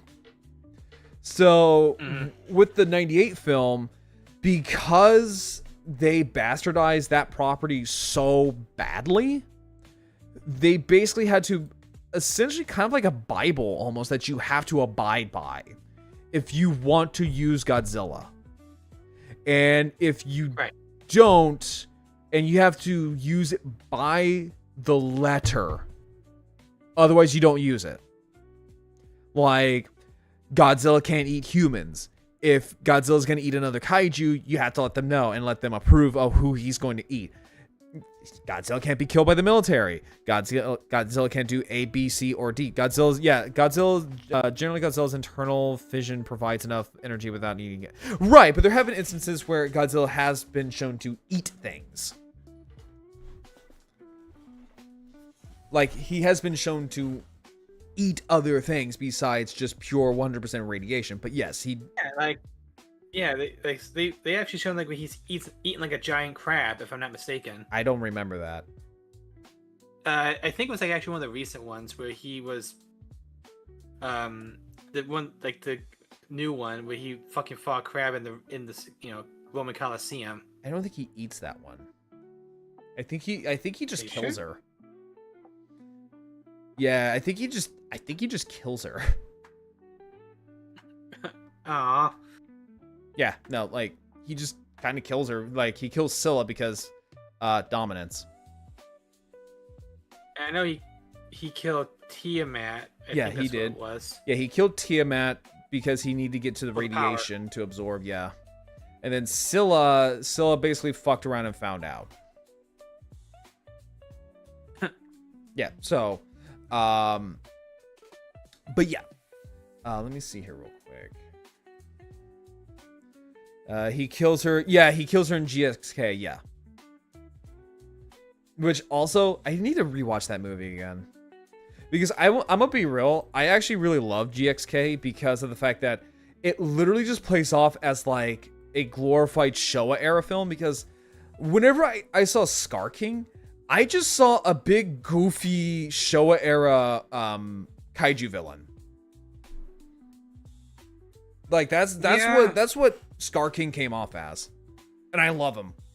I mean, for fuck's sake, we had Kong pick up a baby Kong and use him as a blunt object to hammer into the other Kongs. He literally picked up and said, I'm gonna hit a motherfucker with another motherfucker. And then he just tosses the baby. It's like, dude. I say, do you think that they're going to put Space Godzilla in Supernova? Most people think I prefer Gigan. Godzilla ate some mandas in Singular Point. He did, yeah. Yeah, he did. Yes, he did. And that's what I was saying. He has been shown to eat other things. It just depends on what Toho allows them to let him eat. So do I think that Space Godzilla is going to be in Supernova? I don't think so. I do not think so either. I think they're gonna either put in either Gigan or another space-based kaiju. I don't think it's going to be space-based because so as much as I love Space Godzilla, I don't think it's going to be him just because it's way too out there for the realm of the MonsterVerse, because with MonsterVerse, they try to, I guess you could say they kind of follow the same formula as Monster Hunter, which is like spectacular, fantastical realism. You know what I'm saying? Well, I get that. It's like the thing is though, if I'm not mistaken, they showed a kill score. Like they're running out of like some of the big name kaiju though. They are. Also, hi Lustra, how are you doing? Hey. So, well, yes, they are running out of like the big name kaiju, but also I've noticed that they have been making original kaiju as well. So I have a feeling it's probably going to be I'm leaning on a completely original kaiju. Let's see, your odds are better for Bagon. Yeah. I could see Bagon, and also I really want Bagon to finally be in a fucking movie. Please, Toho, give me Bagon. Please. Also, so Yamazaki said before that if he made another movie, he'd have more kaiju than just Godzilla. He hasn't said any specifics since the sequel was greenlit, but he hopes to put Violetta and Mega Gears. So wait, hold on, Sentai. Are you talking about Singular Point, or are you talking about the MonsterVerse? Part of the reason for the original kaiju in the MonsterVerse is that Toho has every... Right, yeah, no, that's what we're talking about, Sentai. Single to -1. Oh, okay, I got you. But yes, no, like, I do get that. No, like, I 100% do understand that. That is why Michael Dougherty was kind of heartbroken, because he really wanted to put an Anguirus in King of the Monsters, but Toho basically said no.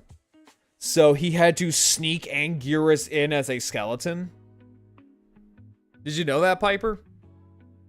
Yeah, I did. Yeah. Like, aw. Yeah, so... Poor Anguirus. So for those who don't know, in King of the Monsters, when what's his fucking name?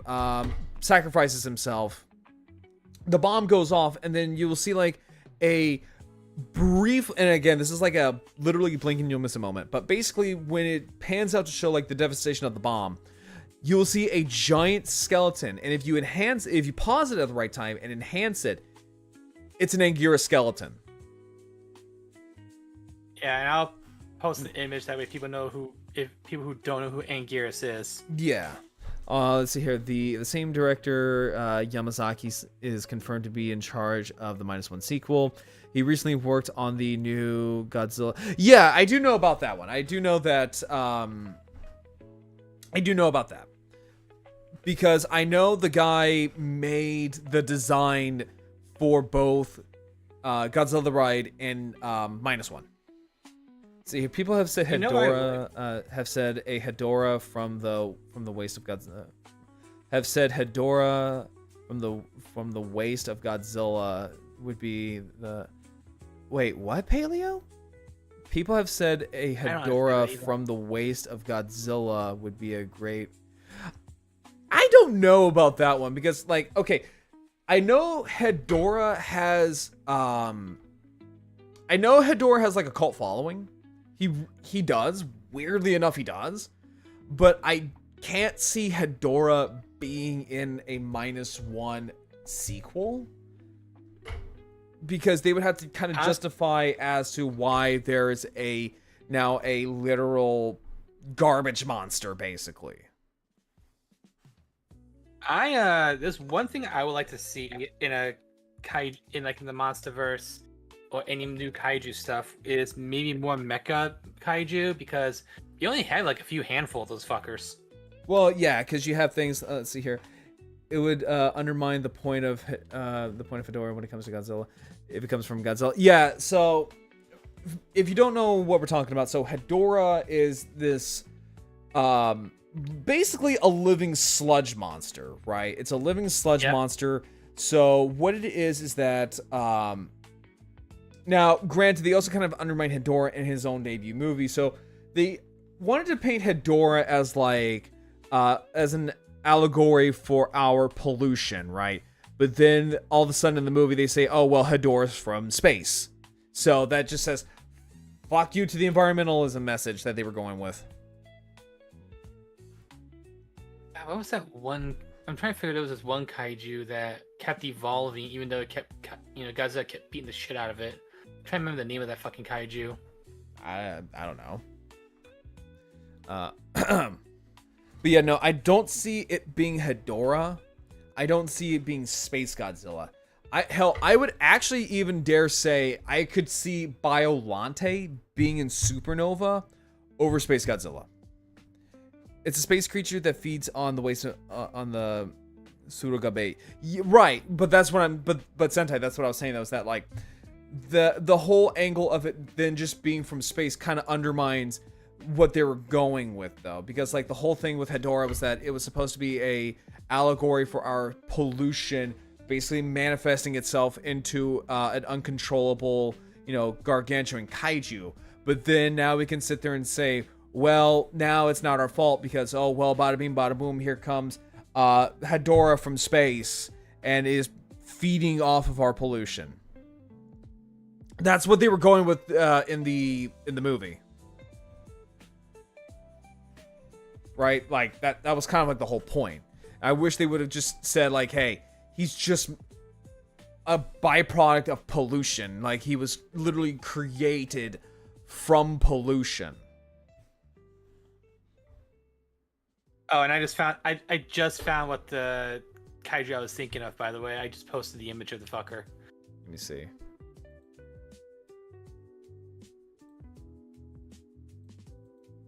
I was like, oh yeah, Orga. Space kaiju. Yeah, Orga. Yeah, he kept evolving every time he encountered Godzilla. Yeah, that one I will say. So Orga's whole history is 1,000,000% Toho being petty motherfuckers. So what they did was that they saw the 98 Godzilla film, and it pissed them off so badly that they resurrected Godzilla from the dead, which, if you don't know, at the end of Godzilla vs. Destoroyah, they held a funeral for Godzilla. Like, they were done with the franchise, right? They were completely and utterly done with the franchise. They were like, that was it. We're literally killing off Godzilla. We held a funeral for him. 98 movie comes up, pissed them off. They decided to launch Godzilla again. Now, and that's what I was getting at, Paleo. So, Orga has traits of the original 98 film because it was basically them dunking on the movie. So, what it is that it is a kaiju that is trying to be Godzilla and trying to absorb him so he can be Godzilla. And they have confirmed that, yes, Orga's head is actually based off of Zilla. So, yes, this is 100% a over-glorification of Toho sticking up their middle finger and saying, fuck you, this is how you make a Godzilla film. Yeah, and Orga is actually not a bad design. He's actually a really cool, design for a kaiju, even though it's a big middle finger to, the 98, movie. Oh yeah, no, it 100% is. I love Orga's design. Now, the other thing though, and I will say this, is that the 98 film has to be probably one of the most pivotal moments of the franchise as a whole. Because think about it. Again, after Destoroyah, they were done. They did not want to make any more Godzilla films. Like, at all. And then this movie came around and bombed. So much so, it pissed them off to resurrect Godzilla back from the fucking dead. And and so, we now have Godzilla movies because of this. I'm surprised that Godzilla 2000 it pissed Toho off. No, Piper, Godzilla 2000 was Toho. That was their movie. I just didn't like that Godzilla design. That was like very ugly Godzilla. What, the one with the purple spikes? No, it was the You're talking about the one that looks like a dinosaur? Godzilla. That had like all the Yeah, that's the 98 design. Yeah, that's the 90. That's literally the one that I'm talking about. Let me see here. Oh yeah, you're right. You are right. Yeah. You are right. I Yeah. was wrong. Let's I see actually had to here. look it up. It's like, yeah, you're right. Let's see here. That is an unique Godzilla. Let's see here. They should put. Okay, honestly, Sentai, I would love for them to put Mechanic Kong. I would love to see that really, really, like, a lot in the movie, because I feel like that would kind of be the next logical step. Because I don't think Toho owns the design of Mechanic Kong. I don't know. Yeah, I don't know. Let's see here. 98 is a good. Yeah, exactly. Now, if they would have said like,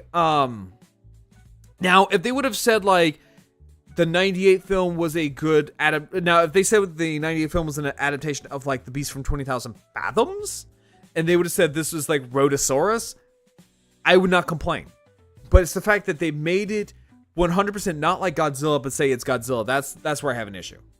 Let's see here. The thing about the 98 film is that they redesigned Godzilla to be sexy. They actually did, and it's really weird once you look back at everything. Yeah, no, they wanted to make Godzilla look sexy, and it's so weird. Yeah, no, Paleo, yeah, that's what we're talking about, but no, like, let's see here. Also, the movie didn't bomb, it struggled to reviews. I thought it bombed. I'm gonna be real, I thought it bombed. I thought it bombed at the box office. No, it didn't bomb. It struggled with reviews, but it's still a high-grossing movie. Oh, okay. Of that year, okay. Yeah, because, like, I remember, like, I forgot what it was about the toys. I think it was just, like, when it came to the toys, I think stores just didn't want to restock it. I remember hearing that. I think I heard that from, oh, God, where did I hear that from? I think it was from, I think it was, like, Monster Island Buddies, I think I heard that from. Or it might have been from either Monstrosities or Up From the Depths. I think it was Monster Island Buddies is where I heard that from, where the stores just didn't want to restock it anymore. And then I actually owned one of those fucking 98 Godzillas, actually. Yeah, no, like, a lot of the toys were good. And I don't know what happened to the show. I think the show also didn't do well. No, the show totally tanked. I think, because I think it had like a good few seasons. By like children's show syndication, it was actually not that bad.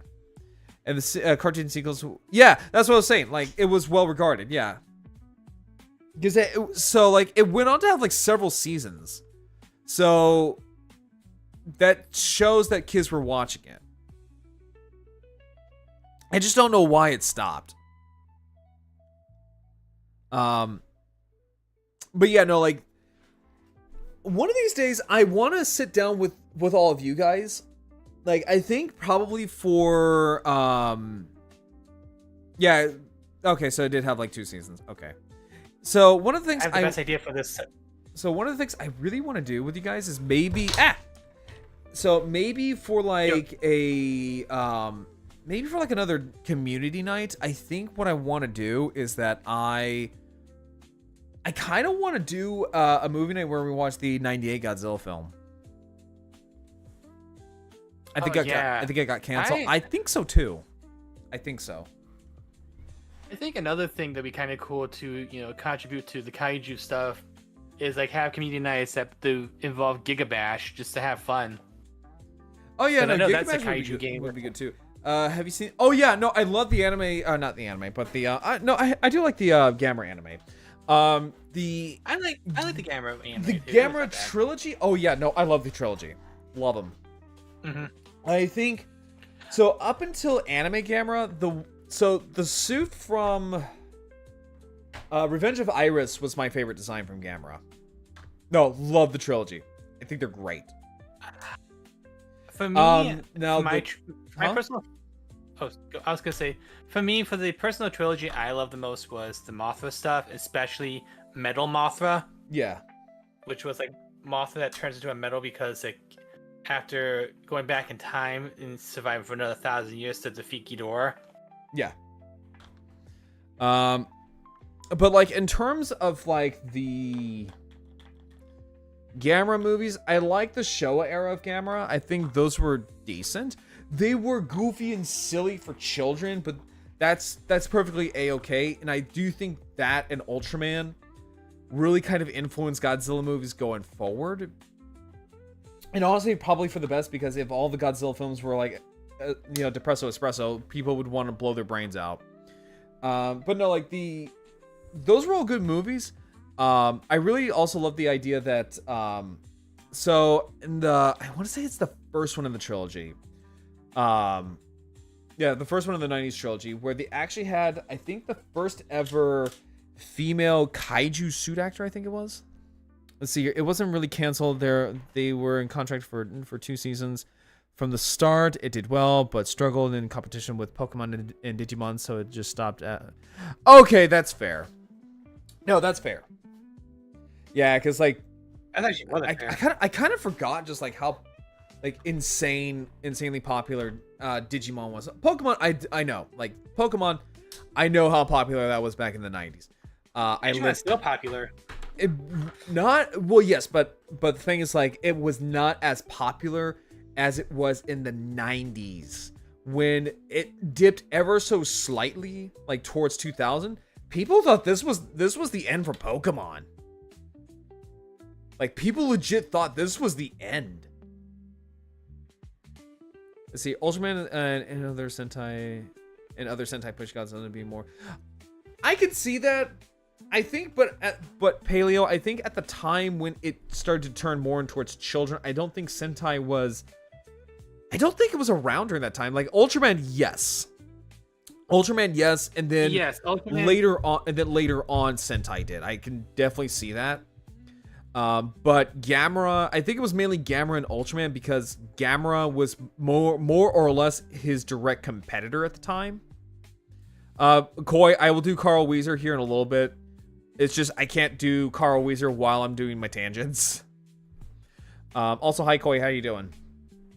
But so what it is that see here, the heroic turn of the 70s was because of the original movies were most popular with kids at the box office, so they shifted target.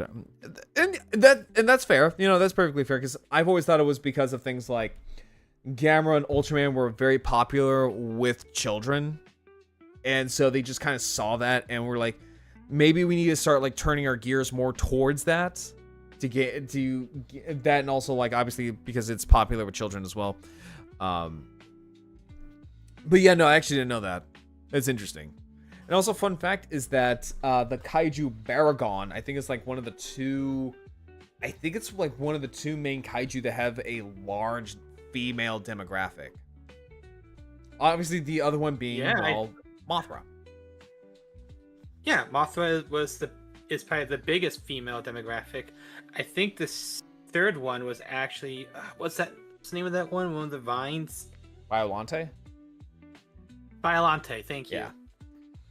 Let's see here. Biollante is very popular with the females as well.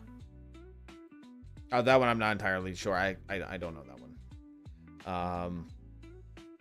But yeah, so I am going to switch gears, and I'm going to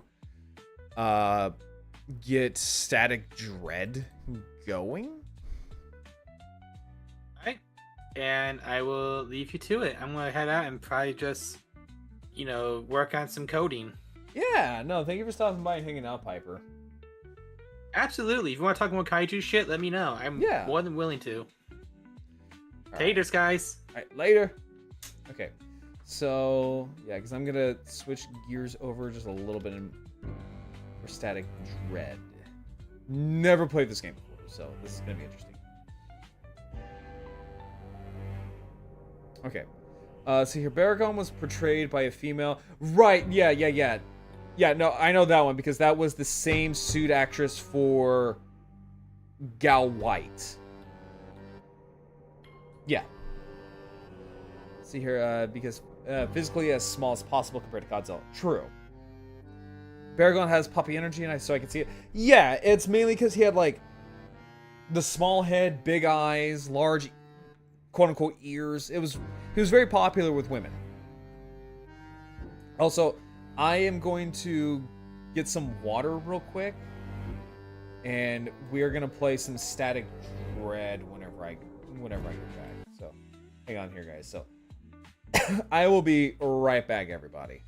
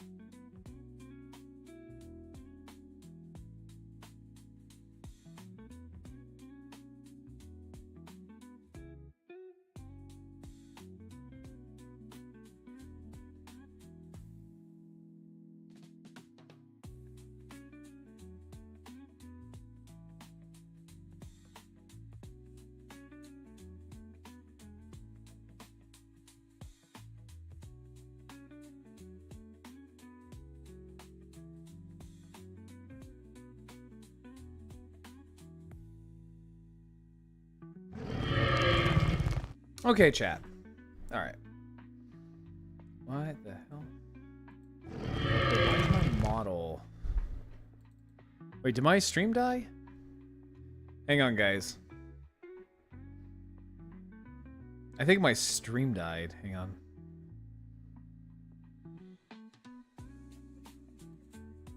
Hang on here. Hang on, guys. Give me a second here.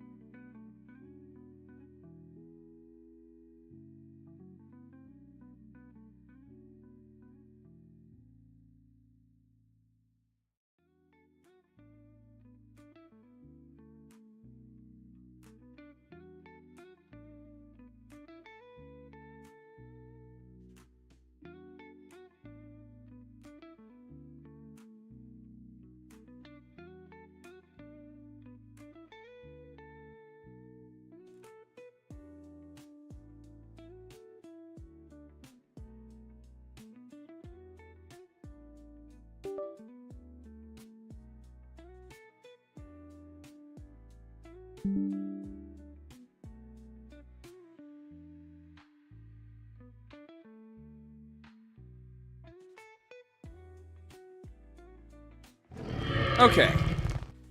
Okay, there we go, guys. Okay, so let us take a look at. All right, let me see here. We'll do. Let's not do display capture. Let me see here. It died for a minute. Okay. Also, Sentai, I do know about the whole Subaraya thing. I do know about that because me and my friend Dino Diego actually did a whole video about that actually for dinosaurs and tokusatsu.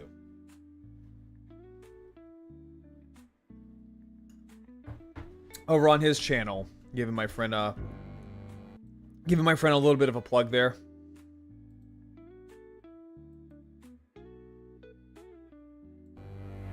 Okay, why is my...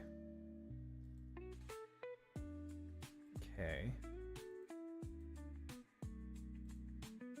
Okay, why is it not...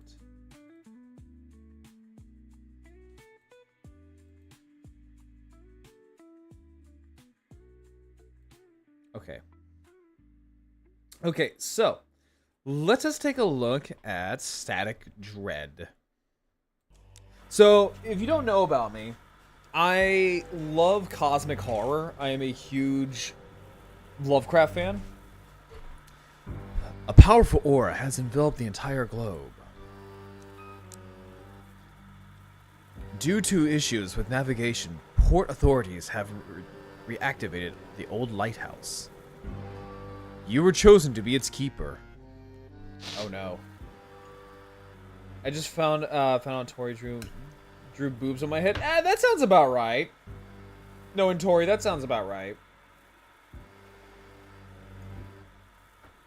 So, also, sorry, I have ice cream. Daddy, why can't I see you? Is our phone broken? For now, we can only hear him. Don't worry, it'll be fixed soon.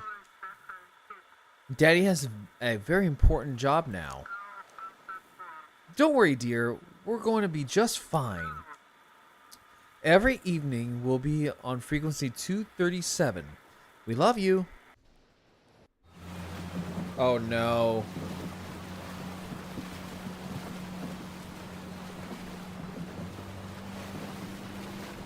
It's just like one of those things where you have to constantly like maintain everything. I'm not gonna lie, I hate those kind of games.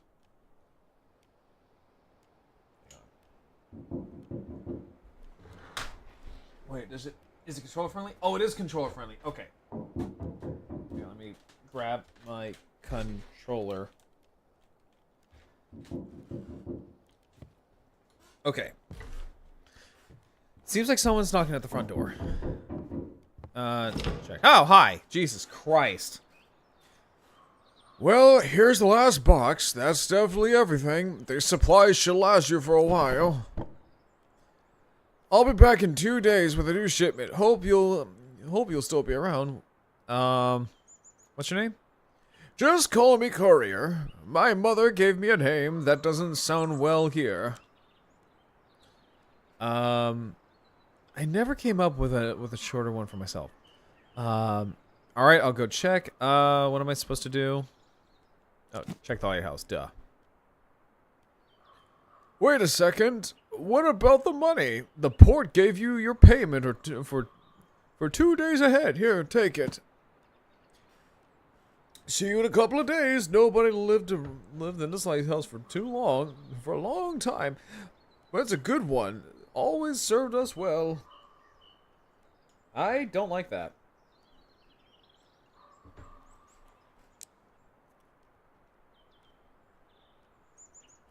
Times are tough now. We need reliability more than ever. In lighthouses, and people. Hope you're one of those we can trust. Well, take care. It's getting late. I know I need to set sail. Oh, that was the courier. Perk energy. If unlocked, energy is consumed slower during the night. Eat some stacks to unlock this perk. Okay.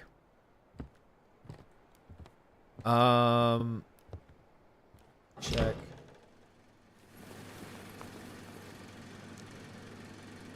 Oh. Huh. Pistachios. Okay. Search. Let's see here. To-do list. You know, honestly, I probably should have checked to see what kind of game this is before I even, like, started playing it.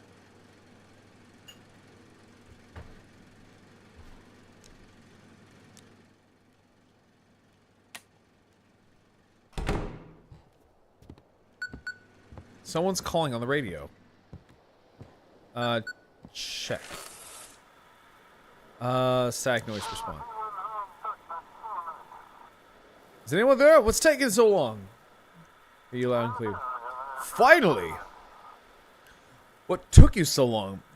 The shift's about to start.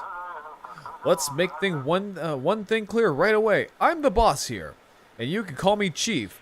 I don't care who you were at the port before all this. Now you're demoted to a button pusher at the lighthouse.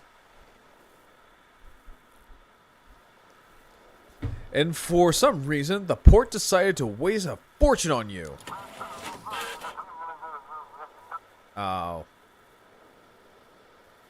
Seafaring is safe and sound. Also, hang on, eat more of my ice cream. I really hope it's not one of those games where I have to like constantly like do stuff around here.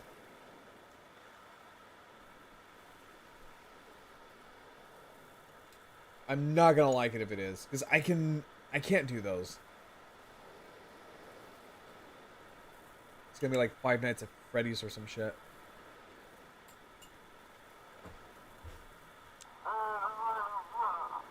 Uh-huh.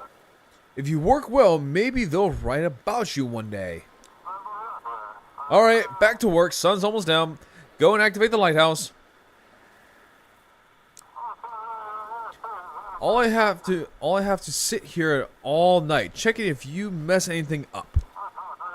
It was all so simple before with automatics running the navigation. But no.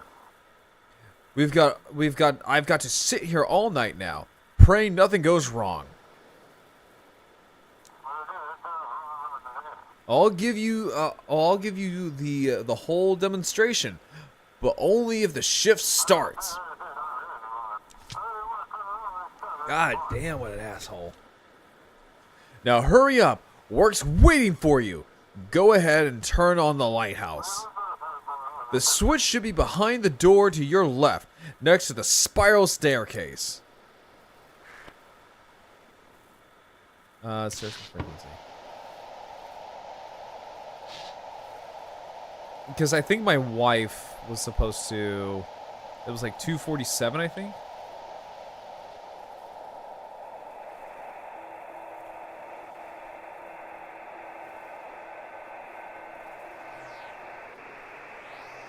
Ooh.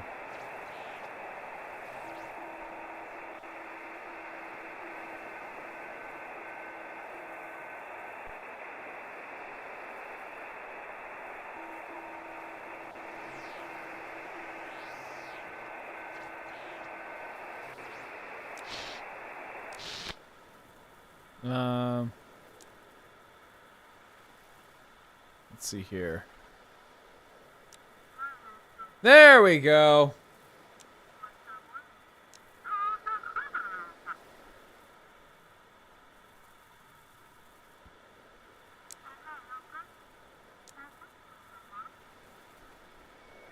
Let's see here.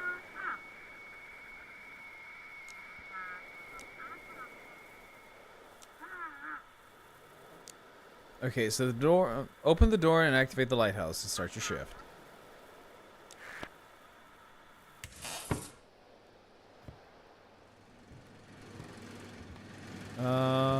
You said by the spiral staircase.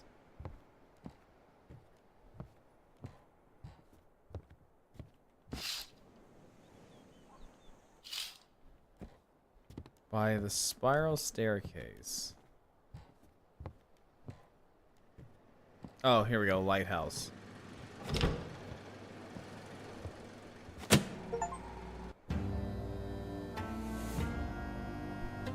Night 1.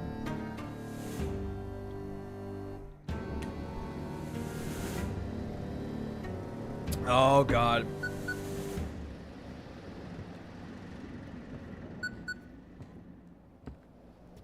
So 241 is our. This is Chief. Let's get straight to it. Things aren't looking great. Try looking out the window. Maybe it'll click. But the Aurora messed everything up, fried all the electronics, and now the radio's acting up too. We used to work through channel 16, and now it's just noise, like most other frequencies. Now ships can scan around for empty channels and call the port there.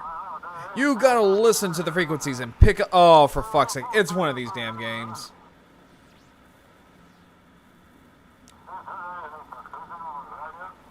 Use the radio dial or arrow buttons to tune in. When you hit a channel with a stable signal, the green light will turn on. You might find a random broadcast too, but one of them will be me, and I'll be waiting.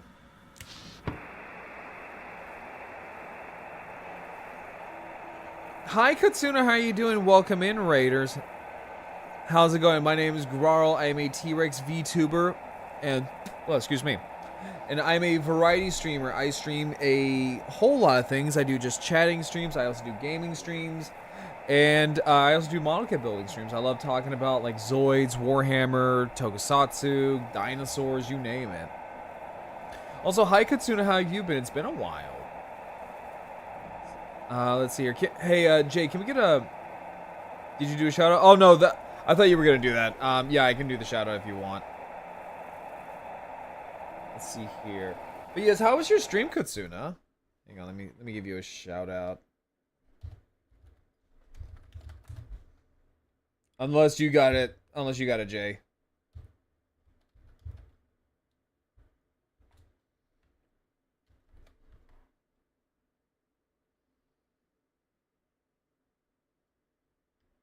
There we go. Oh, it's not letting me? Oh, okay. But yeah, what did you do for your stream?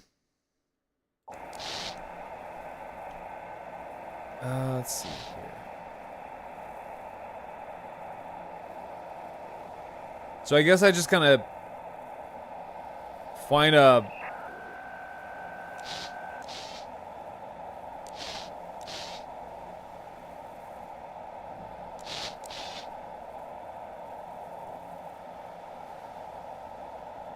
Oh, yeah, no, like, you're fine.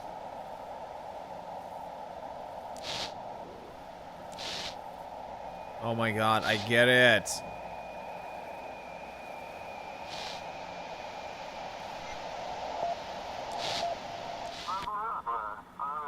There you go, you found me. Not so hard, right?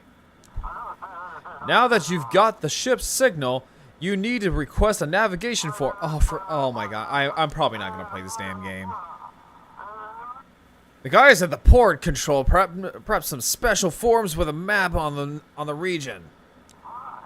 The fax machine has a module that picks up an automatic radio signal from ships with their call signals. So here, obsolete down, bag is turning key. Oh, thank you, Lorelai. Thank you so much. That actually means a lot. Thank you. No, take care of yourself. No, like, make sure you take, especially your back. Yeah, have a good night. It's a patchwork of haphazard tech until automatic navigation starts working again. Mark a route on this map from the lighthouse to the Black Fort port and send it back to me. You'll be doing the same for arriving ships. Yeah. Oh god, that face.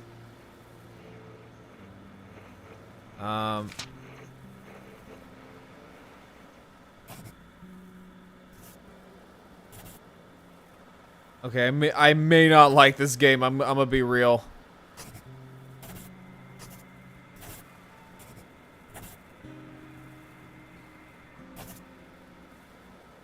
The Black Fort. I just did that.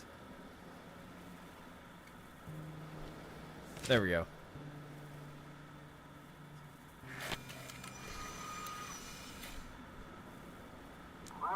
All right, let's take a look. Okay, it'll do for now. We have a small flow of ships, mostly fishing boats and passenger ships. Tonight's job is simple. See which port the ships request and guide them there.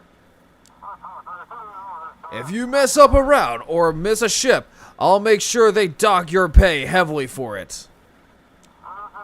2 more keepers to rotate shifts with you. Sailed out to you in the evening. Any other questions? One more thing. There's a village nearby, and locals might come knocking. Remember, the lighthouse ain't your home. It's the port property, so don't let anyone in. Well, good luck then. Chief out.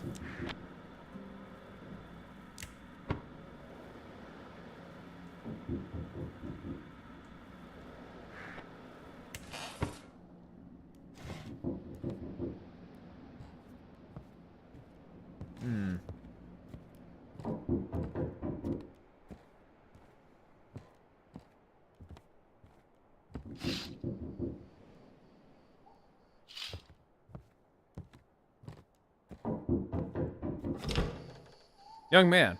Good evening, Keeper. Didn't expect you to see a living soul out here. Name's Jackie, captain of the Sturgeon. You've probably heard of me. They say I'm the best fisherman on this island. Nice to meet you. You too. You too, of course. It's real important to know the man that who will be guiding you into port. I brought you a little gift. It's the journal of the old lighthouse keeper. Here, take it. Something awful happened to the first keeper. So bad they didn't send anyone out here for a long time after that. They say that there's 3 of these journals, and if you collect them all, you'll learn what happened to the first keeper. Maybe you'll figure out where the other 2 are from the notes that solve the mystery. Why are you awake? I'm heading out at dawn, and I can't get any shut-eye. As usual, maybe it's the aurora, or just nerves. I don't know. Heard from some sailors that a new island popped up near over Nova Scotia. Oh God, this is in fucking New England. Jesus Christ. God, this was meant for me. And the crew are planning to check it out and report back to the university. Good luck. Oh, one more thing. You see, I have this tradition, sneaking up to the lighthouse before a voyage to watch the sunrise. It helps me connect with the sea. I've done it ever since I was a kid. It fills me with energy. Mind if I come in there? I don't know. He seems why not? At night, items instantly restore some energy. If you're feeling tired, eat something.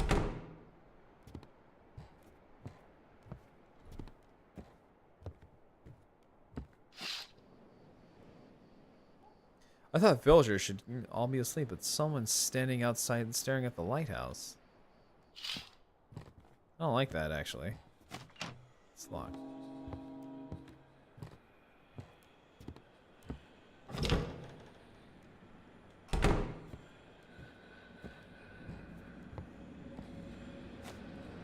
Huh.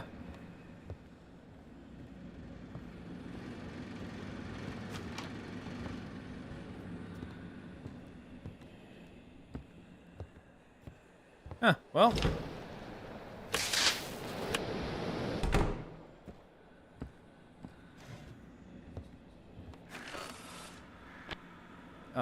Hang on. Every night at 3:10, I hear them coming in. No creaking floorboards, no door slamming, just the presence. The air changes. If you lie still and pretend to be asleep, they leave. But if you move so much as a twitch on this, okay.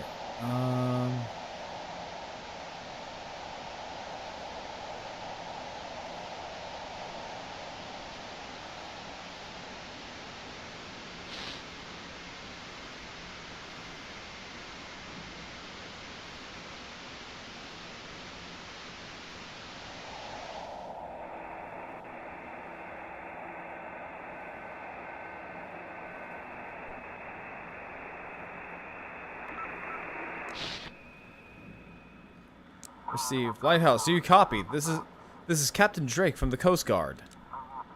While patrolling the islands, we came across a few sailors. Someone stole their ship and left them adrift on a small boat. Have you heard anything suspicious over the radio? Maybe someone used the ship's call signal but didn't know where to sail. I don't know. Radars, comms, nothing's working with that aurora in the sky. Feels like we've been thrown back to the Stone Age. The question is how much damage will be done and how many people will get hurt before it's over. All right, well, we'll try to catch them the old-fashioned way. Sorry for bothering you.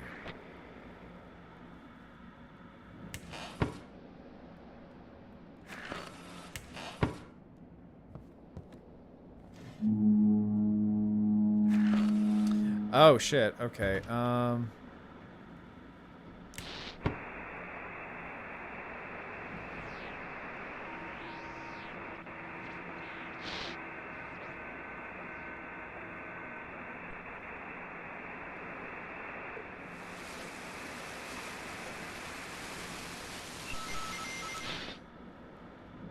there we go. So, static, come in. Vessel, your signal's weak. Please report. This is vessel Pluto. Do you copy? Sorry, I think. Let's see here. I think I've managed to fix it. We're receiving issues with the electronics. Check the documents. Okay. To New Orleans. Oh boy. Okay. Mashport.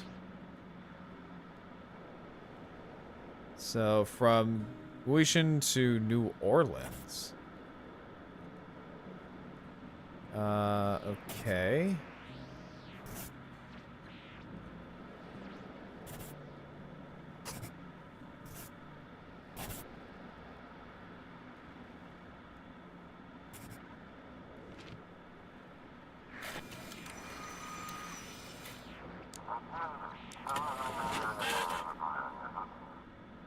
Let's see here. Check the documents. Well, it says that he's going to New Orleans, but I don't see how to... There's no New Orleans.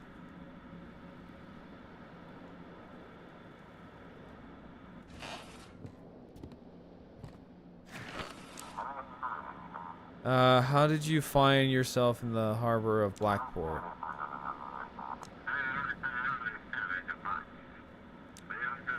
Seems we've gone off course somewhere. Yeah, you have, because there's no New Orleans here. Microelectronics, phones, tablets, smart devices, fully loaded.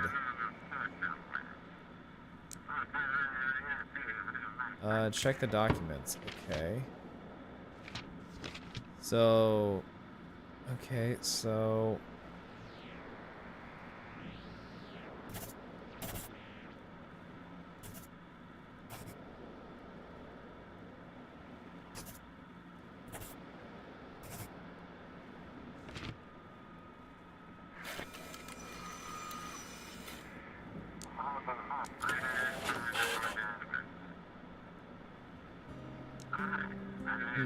Oh, forgive me. The entire ship has been one big problem.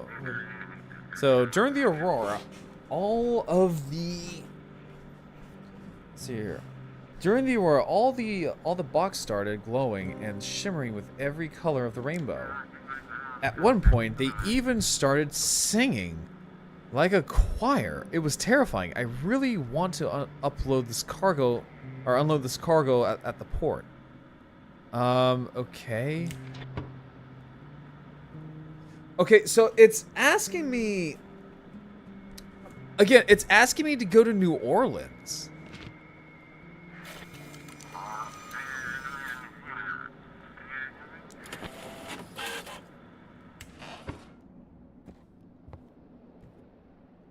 Negative $30. Okay.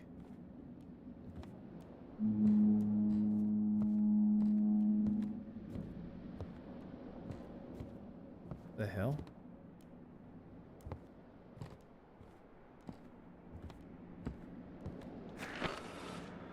Okay. Search for frequency.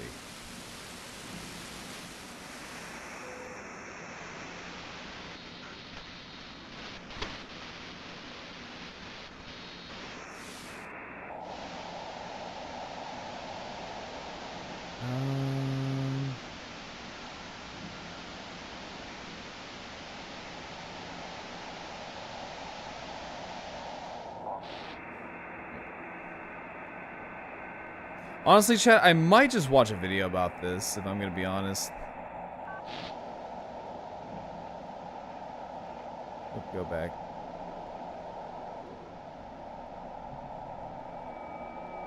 Yeah, I know you are. We see a strange creature washed ashore. Wait, something else is climbing out of its... What the fuck? It looks like a human, but there's a placenta attached to it. What?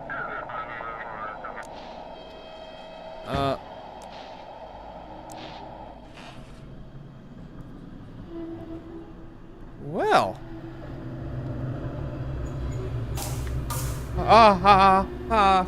Fuck this. Okay. Okay, yeah, we're not doing this. I hate this. Okay. Okay, I was not expecting jump scares. Okay.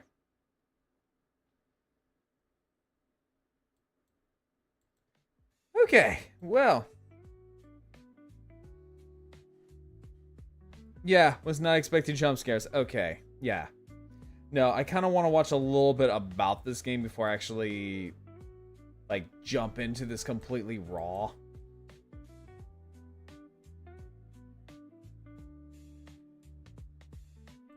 Yeah, because I kind of want to jump into this real quick before I actually start, like, playing this game. Oh, okay. I was not expecting things like jump scares. Okay. Let's see here. Chat, is it okay if we watch some videos about this? Chat, is it okay if we watch videos about this?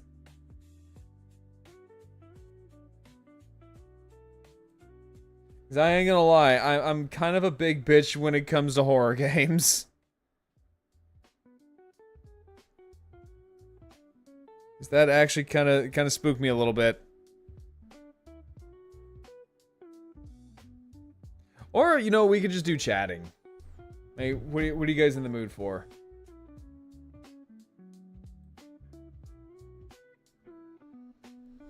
Like, what are you guys in the mood for?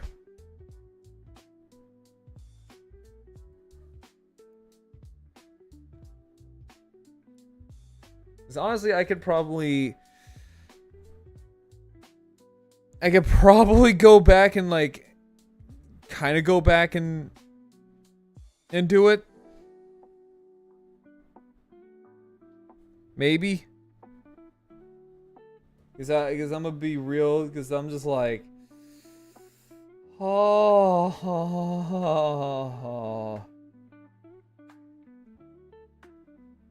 I'm kind of a big bitch when it comes to jump scares.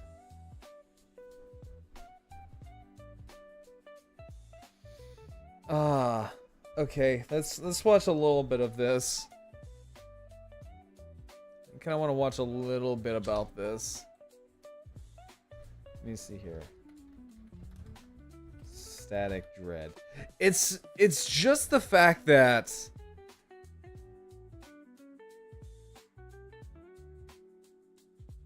it's just the fact that there's just jump scares.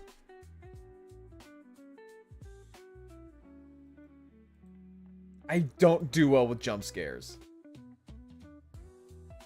I'm gonna be real. Okay, so... Okay, so people are saying, like, it's like, apparently people are saying, like, it's like, Papers, Please, I guess? I'm guessing that's, I guess that's like, what'd you call it? That's Not My Neighbor?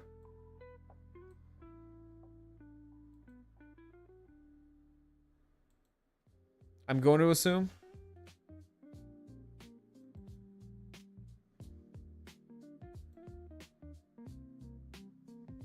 Yes, what is it, Sentai? Yeah, so if you're new, hi, I am a big, huge bitch when it comes to horror. I love horror games. I absolutely love horror games. It's just, I am also the biggest bitch when it comes to horror games. Like, I am a humongous scaredy bitch when it comes to horror games. So, let's watch a little bit about this, shall we?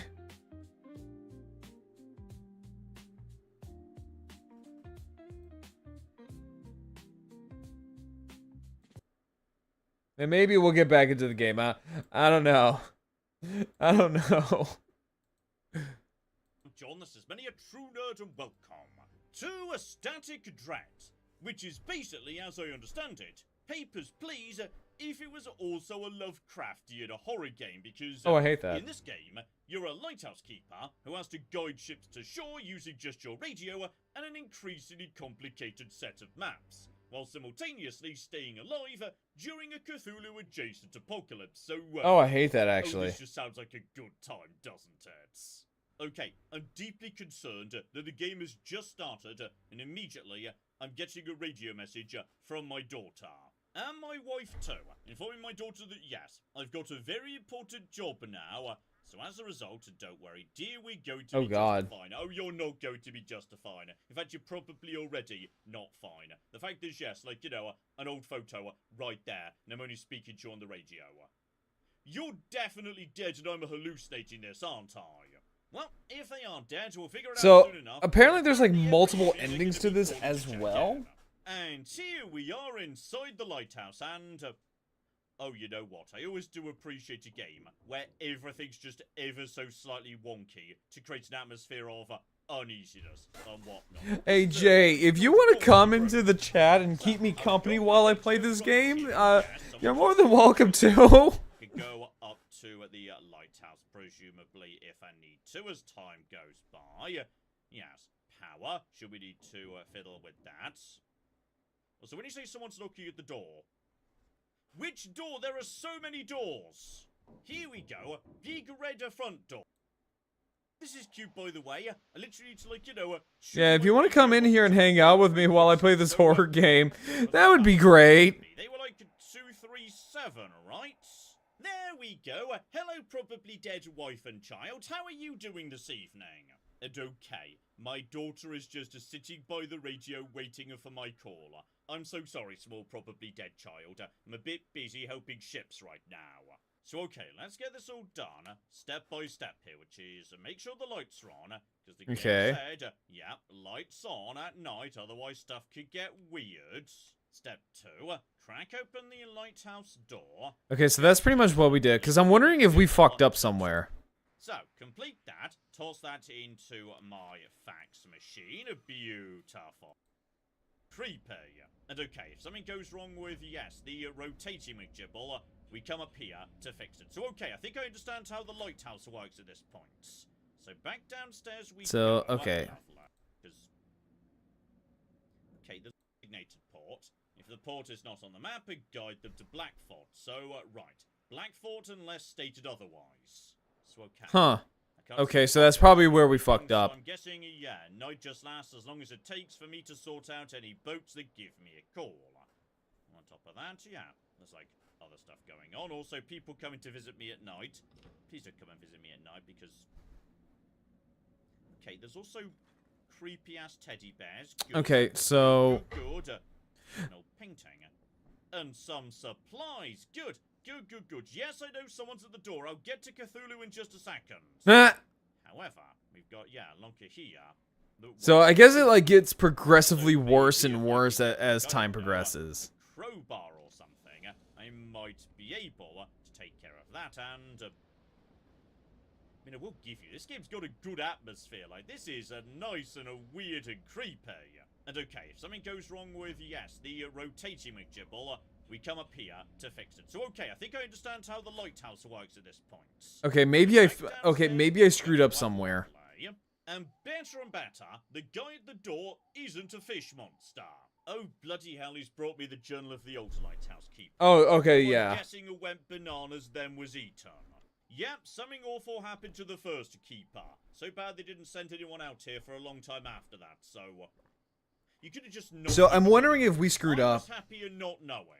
They say there's 3 of these journals. If you collect them all, you'll learn what happened to the first keeper. So... Oh, I hate that, I'm actually. guessing Journal 2 is inside that cabinet I just saw. Got it. Oh, and whether or not this might be relevant to me, apparently yes, a new island just popped up near Nova Scotia. So, right, potentially the map I've got might not necessarily be 100% accurate if new islands are just emerging out of the sea or something. It happens all the time, you know. New islands pop up all the time. I mean, shit. It's important. Without this, the sea might not welcome me. Okay, you can come in, but if you turn out to be a fish monster, you have to go straight back out again. Oh, this is cute. You can literally see when there's a ship that you need to actually get in contact with. Because, you know, a little flickering light out of the base. So, right, I need to find that ship. So, back to the radio here. So, yeah, I could basically skip to... let's see here. But it might not necessarily be... Have you read The Foghorn by Ray Bradbury, inspired by the sweet... I have not, no. I haven't. What we're actually after. So, on 226, ship signal received. Lighthouse 2 copy. This is Captain Drake from the Coast Guard. While patrolling the islands, we came... Okay, so that's where... Someone stole their ship and left them adrift on a small boat. Have you heard anything?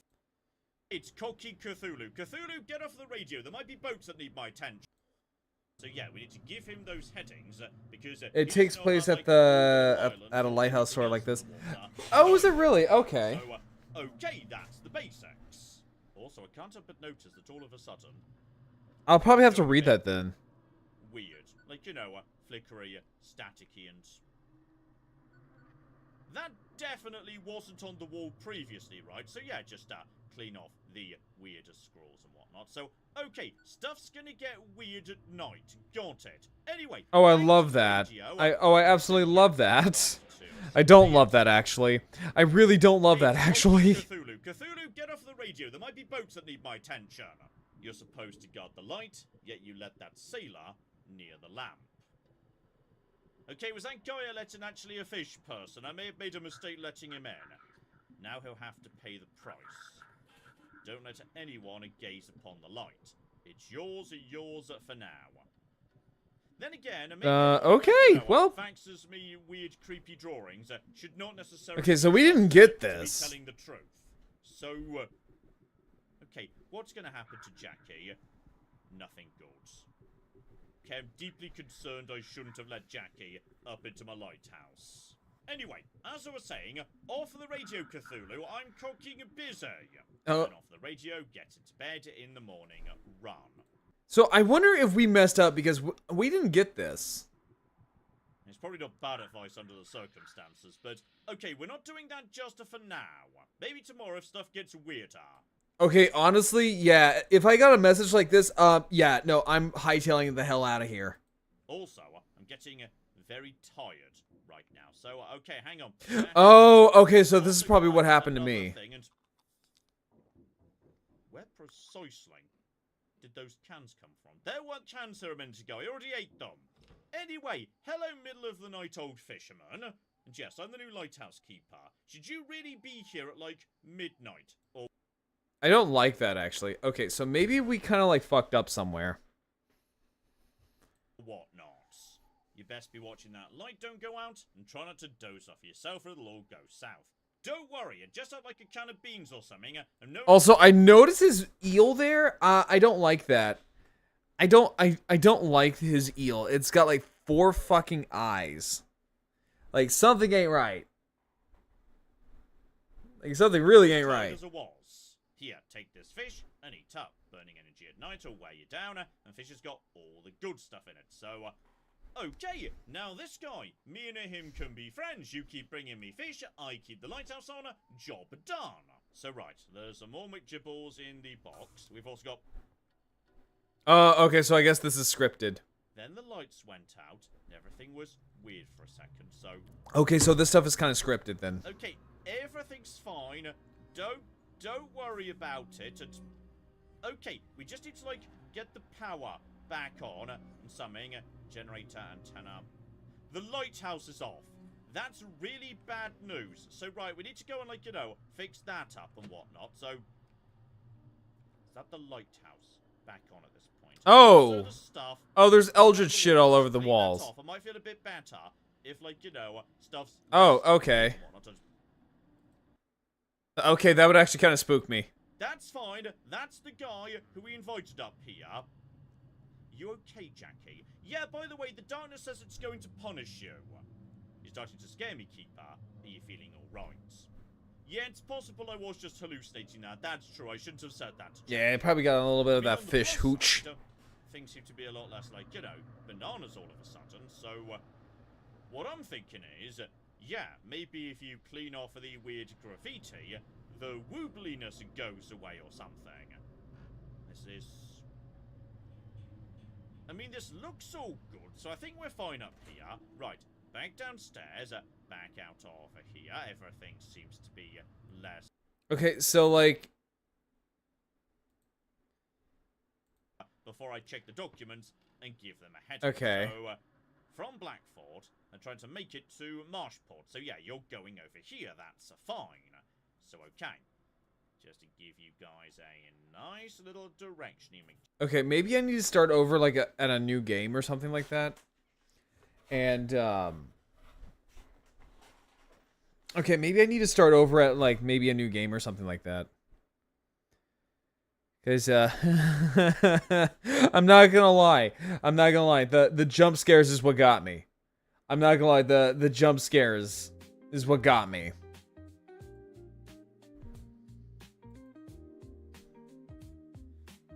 So I'm just like, oh god. Okay.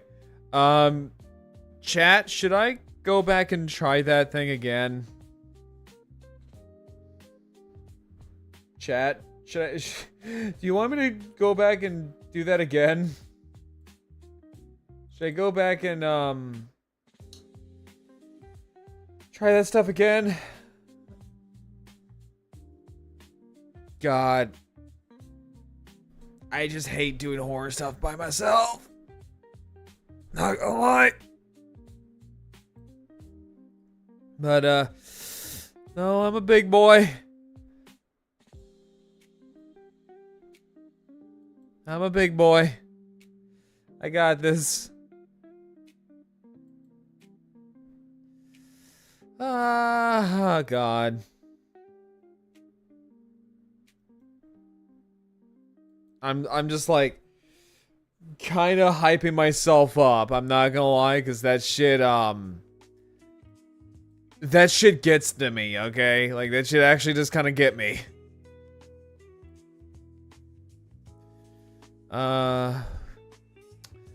So chat, or do you how about them kaijus?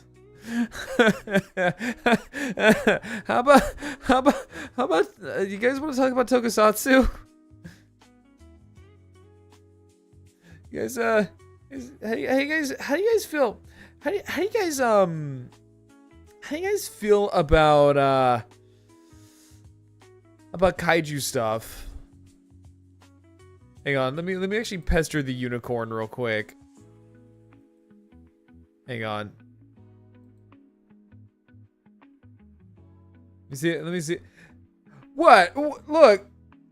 Have you been watching Omega? I don't know what Omega is. I don't know what Omega is. What? What, Jay? What? What? I don't like jump scares. Okay, I don't, yeah, I haven't seen, okay, I'm gonna be real, I haven't watched Ultraman since Ultraman Orb. I'm gonna be flat out honest, I haven't watched Ultraman since Ultraman Orb.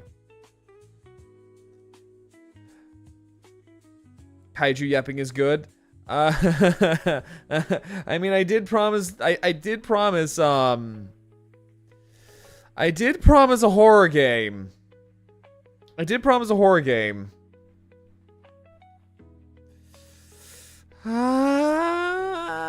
Big fuck you. I hate jump scares.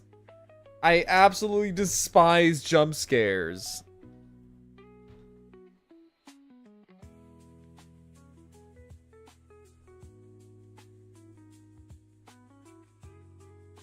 Because I probably done goof somewhere.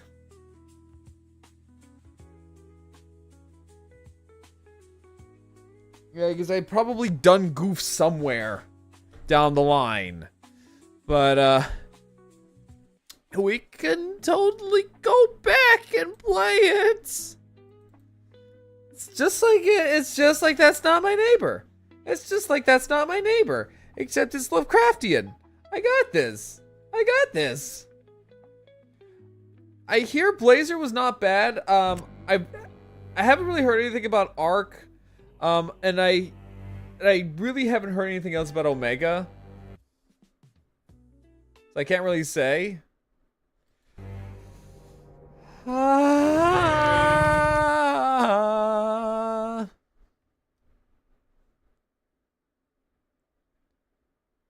I'm gonna hate this. I'm gonna hate this.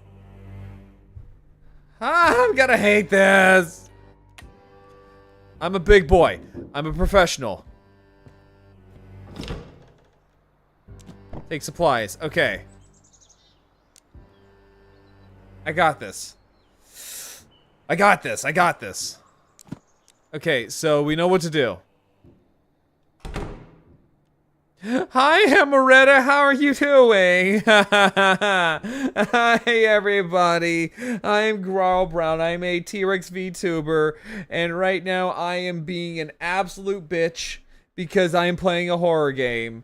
How are you doing, Hammeretta? I think I saw you playing Voices of the Void, were you? Nah, valid.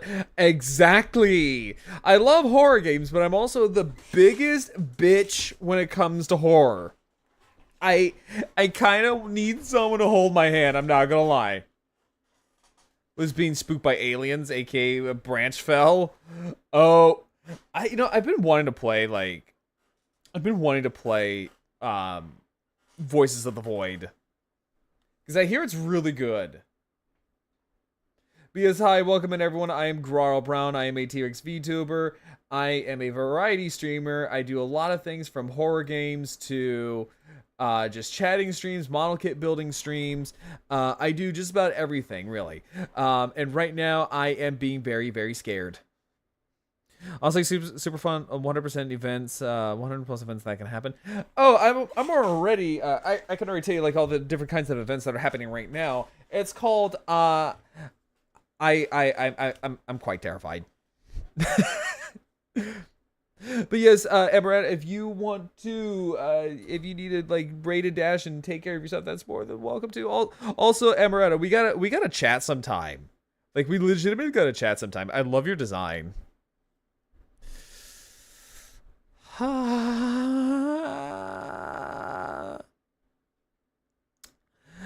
It's part of my warrior ethos. I'm an expert. I'm a professional. I'm an expert. I'm a professional. I'm an expert. I'm a professional. I'm an expert. I'm a professional. I'm an expert. I'm a professional.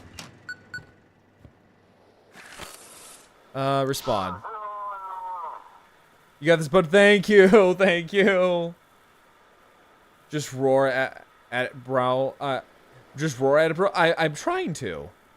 Look, you gotta understand, like, eldritch beings are not like other dinosaurs, okay? I have seen eldritch monsters before, during my trip in the void. It's not pleasant. My DMs are always open, dog. Oh, okay. I'm gonna have to hit you up, like, later on then.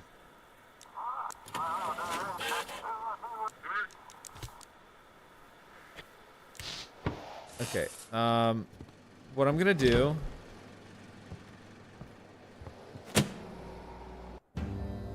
Oh, balls.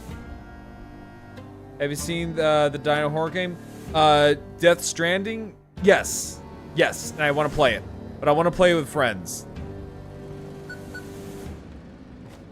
Okay. Go up. Make sure this is running. No, keep that on. We want that on, actually.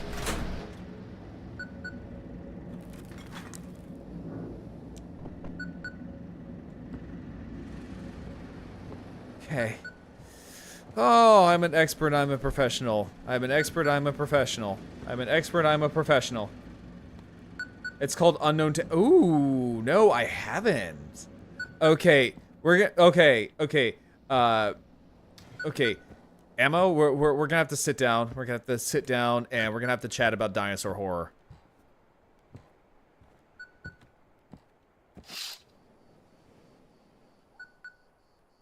Keep staring at the lighthouse. Let's see here. No one's at the door. Okay. $400. Okay. Okay. That keeps all the eldritch horrors away.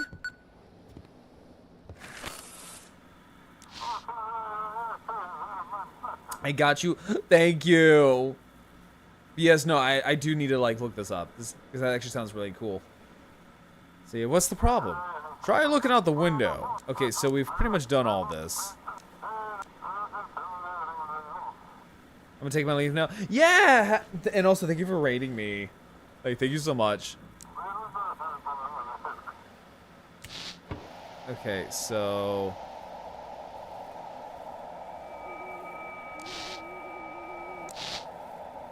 okay. So we just gotta kind of...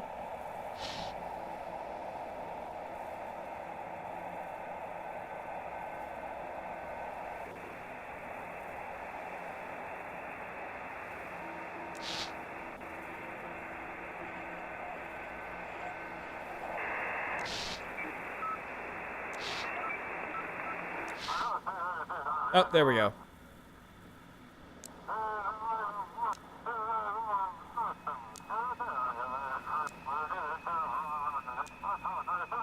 Let's see here. Okay, so mark a route for this map from the lighthouse to Black Fort Port and then send it back. Okay. So, okay, so from here and scan. Okay.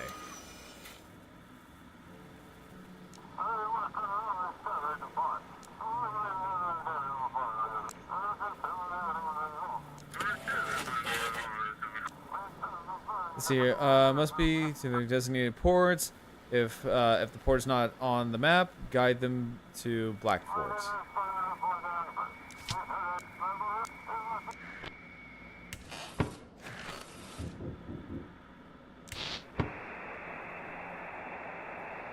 Trying to look for my family.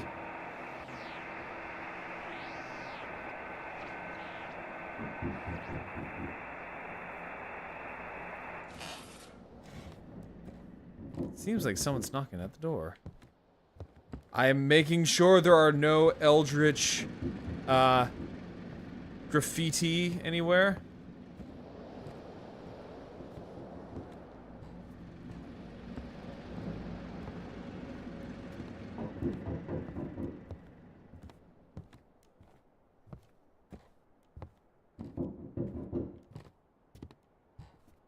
Okay, so we got provisions. Okay. So we're just gonna scan through all of this.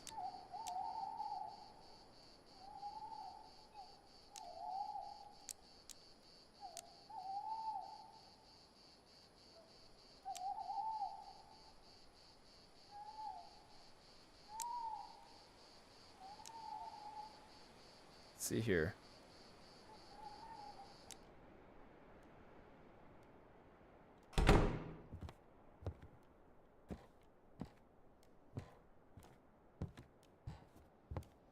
Let's check. Alright, so no Eldritch. No Eldritch stuff.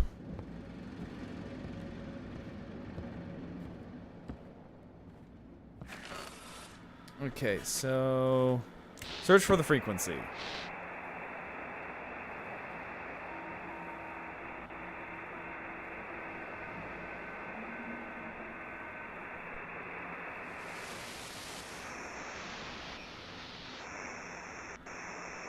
Okay, so that's too far.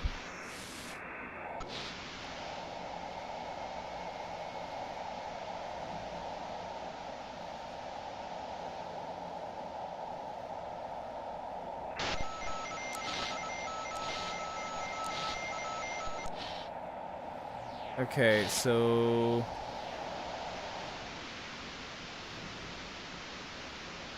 alright, that's too low.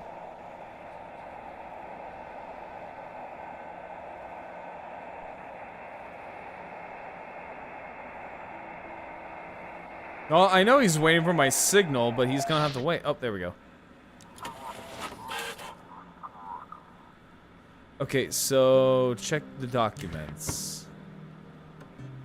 To Old Harbor from New Bedford. So, okay, so then we go here. And then here, here, here. Here, here, there. And then scan. Okay.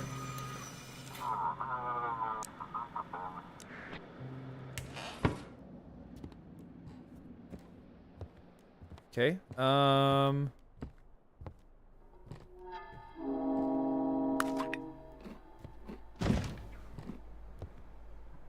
The fuck was that? Oh. Get rid of that.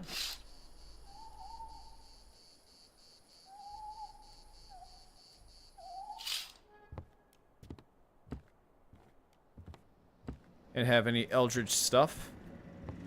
Can't have any Eldritch stuff on my walls. Gotta keep that stuff nice and clean. Yep.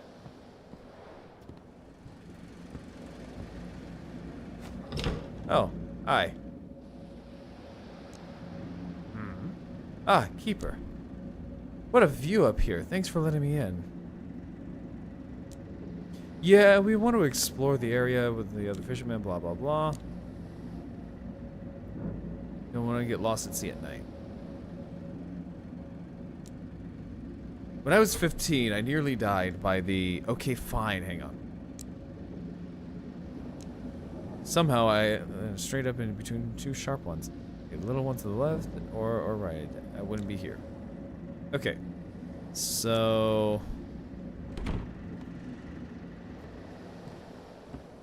Yeah, I hear you, buddy. I'm getting there.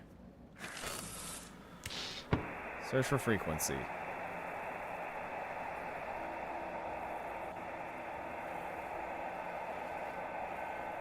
Now we got something.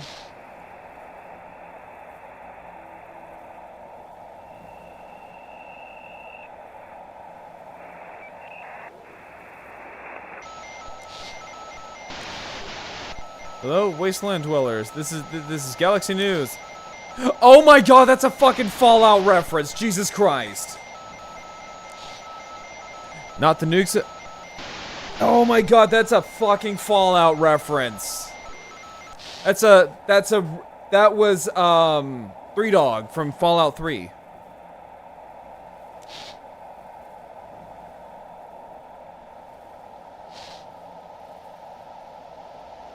This is 3 dog. Ow!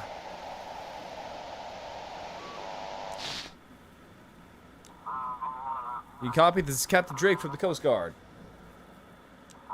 We're patrolling the islands. We came across a few sailors. Some stole, okay, so everything's fine. Damn.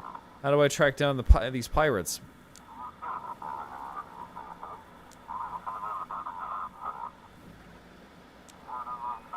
The question is how much damage will be done and how many people will get...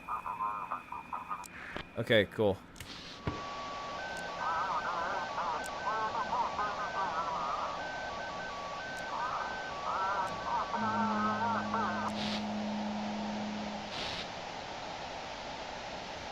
Hang on, let me just double check to make sure we don't have any eldritch markings.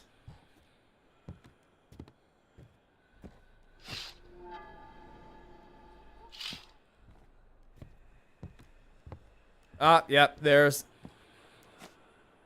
I swear to God. Hi, Namo! How are you doing? Oh my God, it's been a while. Hey, Jay, if you're still in chat, can we get a shout out for Namo? For those who don't know, Namo is a cave woman VTuber. Super adorable. Love her design. Oh God, that is blinding. Yeah, it has been a while. It's gonna say, do I shout out? Yeah, you just do exclamation. Okay, are you on? Wait, Jay, are you on mobile? Are you on mobile?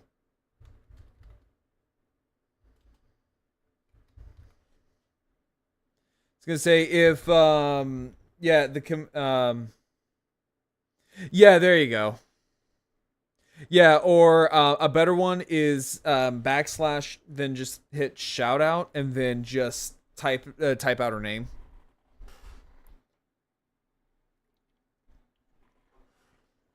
Easy peasy.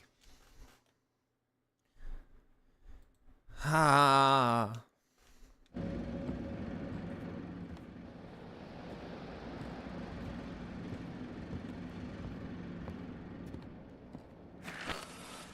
Search for frequency.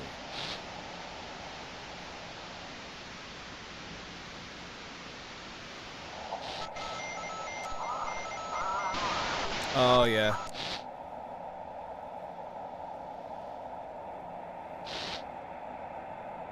Yeah, the one about the placental stuff.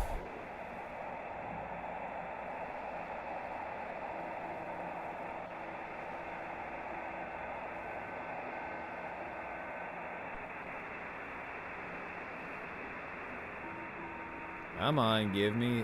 Oh, things that... Yeah, things have been doing really well, Namo. Right now, I am playing a Eldritch horror game. And I am also getting everything ready for my 2.0 debut here next year.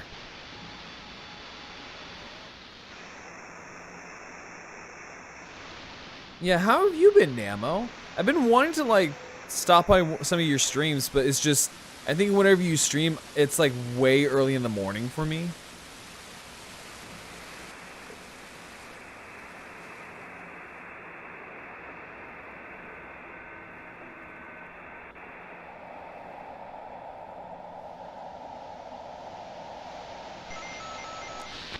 There we go. Got you, a little bitch. It's been a bit busy for me lately, so I haven't been time to stream. Okay, no, that's perfectly fair. That is 100% fair.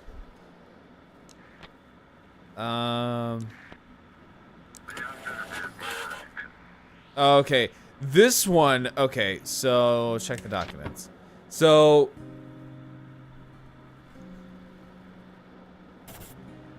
I think it's like if it's not on the map, send them to Blackfort.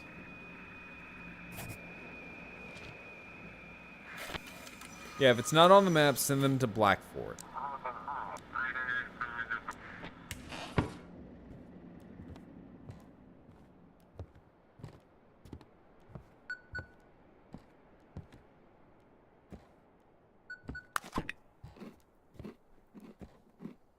Just gotta stay on top of everything. Make sure I don't see any eldritch.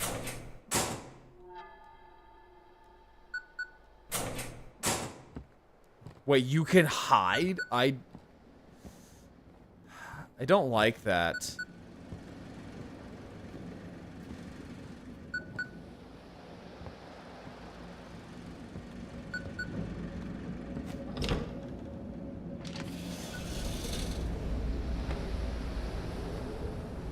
I don't like the fact that you have this thing. Scary if you can start hiding. Yeah, if it gives you the option to hide, I don't like that actually. Like, ooh. Thank you.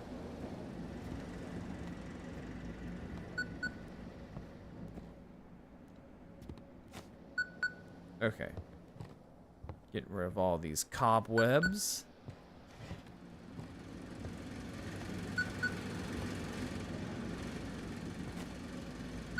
There we go.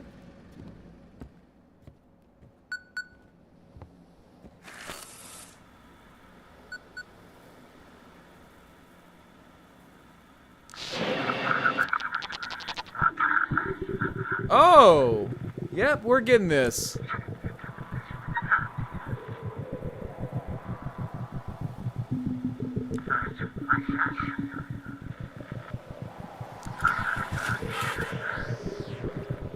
Thank you, eldritch beings.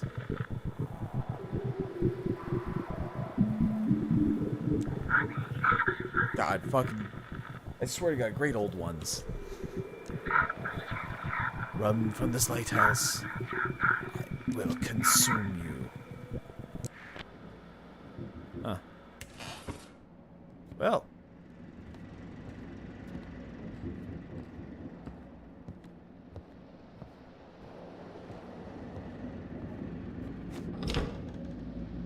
Hey, buddy. Apparently you're gonna die. The darkness feels like it's wrapping around the lighthouse. Make sure it doesn't swallow us whole. Keep the light burning.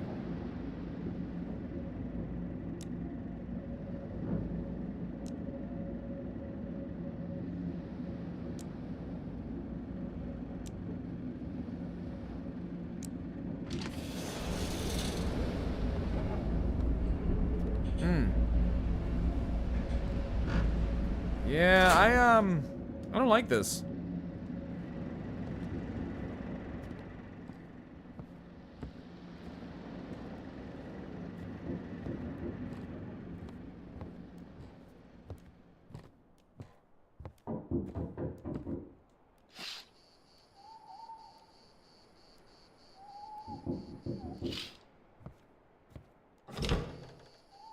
Ah, yep, here we go. Well, well. Well, who do we have here? I'm the new lighthouse keeper. Ah, look at you. All fancy. Also, that man's eel does not look right. Something ain't right about that old lighthouse, though. Wiki. There's something ain't right about that lighthouse, Wiki. Hi, Nova. How you doing? I love that emote. Darkness got it all wrapped up tight. You best be watching that light don't go out. And try not to doze off or it'll go south. How are you doing, Nova?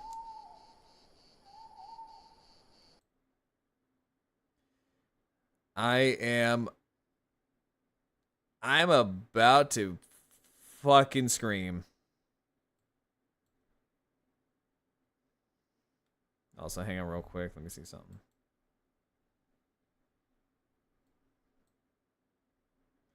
Let me take a look here real quick. How's you? I'm doing okay. I am managing. I am very much managing, and I swear this game is gonna drive me nuts. Also, Nova, I love your design. It's super cute. I love the colors. Eat it to stay awake. Take. Go on, eat up. It'll do you good. Well, I'll be off to see if I can catch something else. Take care now. Yeah, I would say go ahead and give them a shout out. Yeah.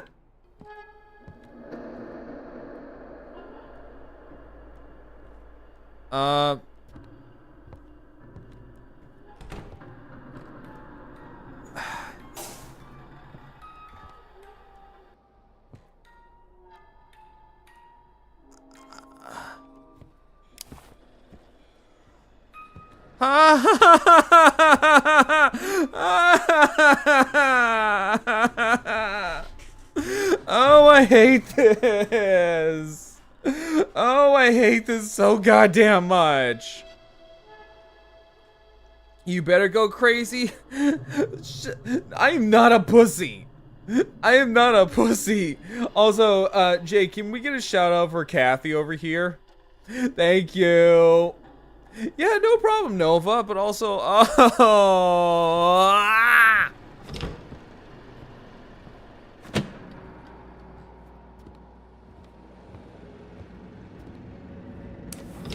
Hey, buddy,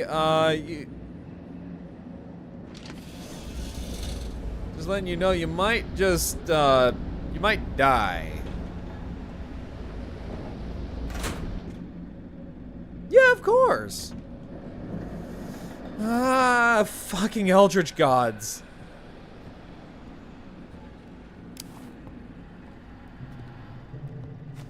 Thank you.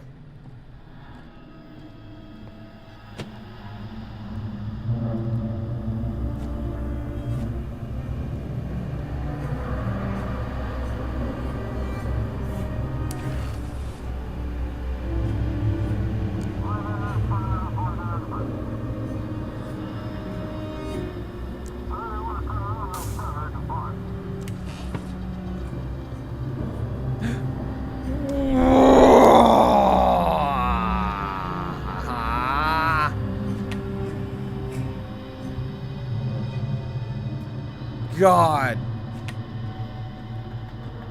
Ah. What is this game? Okay, so this game is called Static Dread, Nova. It is, so what this game is that this is essentially Papers, Please, if you've ever heard of that game. It's like Papers, Please or That's Not My Neighbor, but with an Eldritch Lovecraftian twist. And these Eldritch gods, I swear, they are gonna piss me off. If you don't want to fuck with Eldritch gods, just let them sleep easy. Well, you know, the funny thing is that, you know, since my soul has been through the ancient voids of Eldritch beings, I can tell you they're all a bunch of assholes. I can tell you straight up, Eldritch beings are dicks. Don't get me started on Cthulhu. Guy's a fucking pussy. Yeah, of course, they're a bunch of crotchety old people. That's why they're so hot. Oh my god. So you search for a frequency. According to the latest reports, over 150 people have been affected by severe magnetic field disturbances. We recommend avoiding physical exercise and staying indoors. If you experience dizziness, nausea, or sudden chest pain, tell your family or neighbors and try to reach for the nearest medical facility. Okay. Center, this is squid for, okay.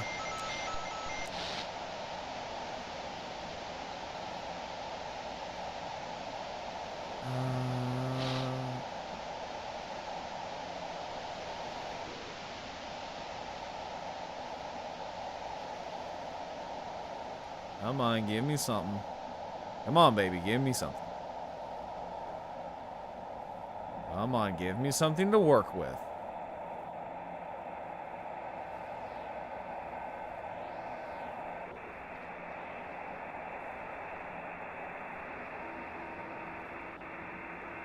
Okay, this is probably one of the more tedious parts of this game.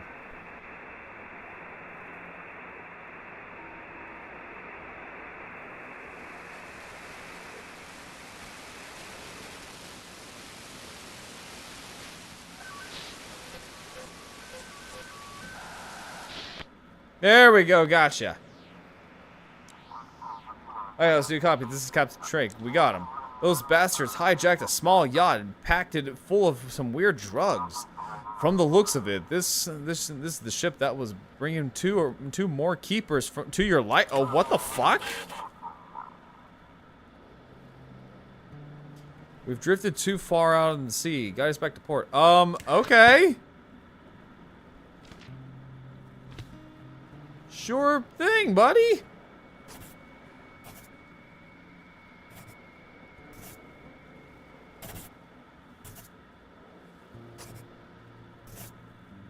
There you go.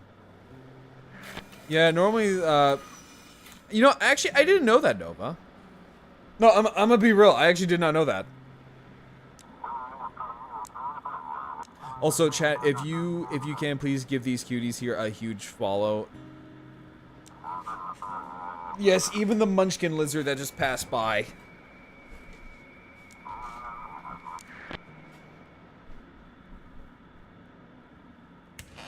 Okay. You can wait.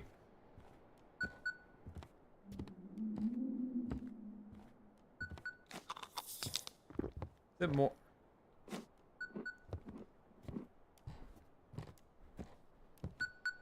Okay. Yeah, because I'm not too familiar on how lighthouses actually work.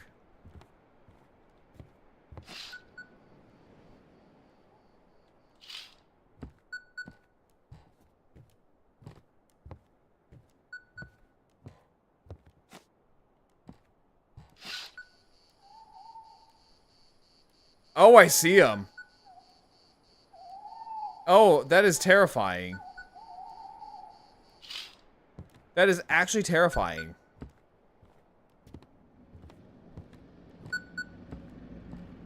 Can it be morning already? Wait, hold up. I wonder. Give up.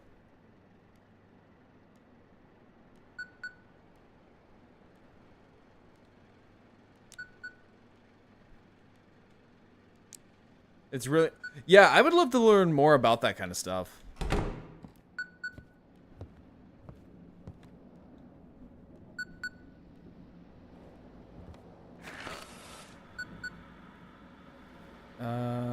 Respond. So, you're scared all alone at the lighthouse? Yes, very much so. Good, good. But I'm more interested in something else. Come on, spill it. Did you let... tell the truth.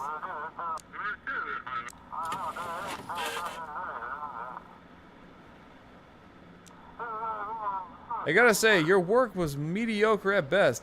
Can't imagine why they even let you in, be a keeper. Eh, go to hell.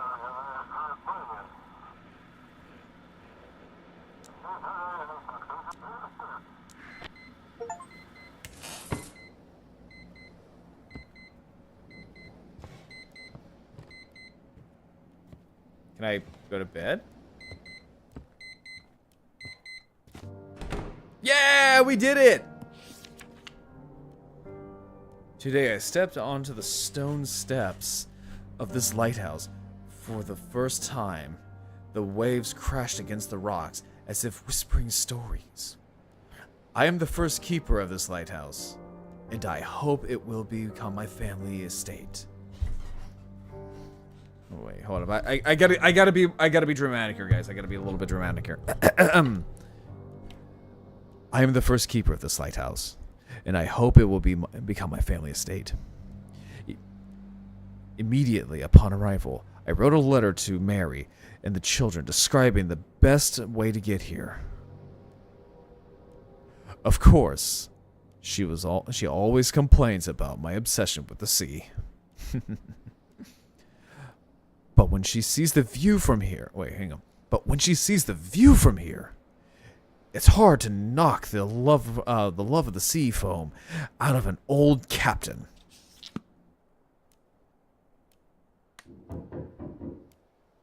Oh, Mamma Mia.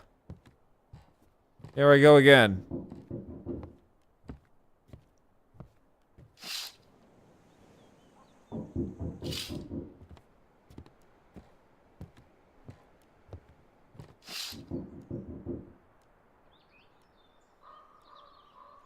It's as if the force got closer.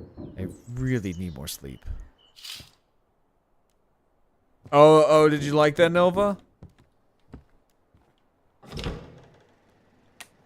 Turn on all the lights. Yeah, you can wait. Oh, wait, no, that turned it on.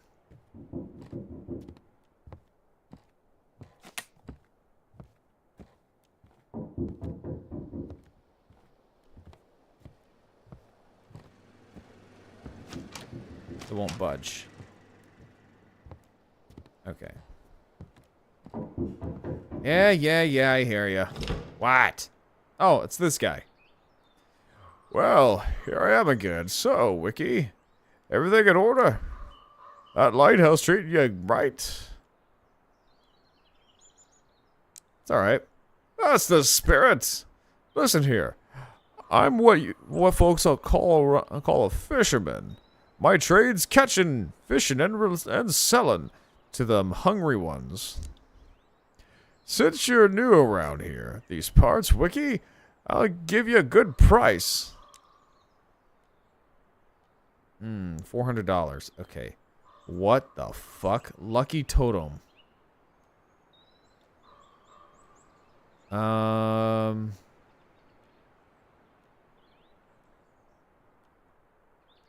Oil lamp. Fisherman's hat. Protects from rain and bad weather. Increases your chances of a big catch. Okay.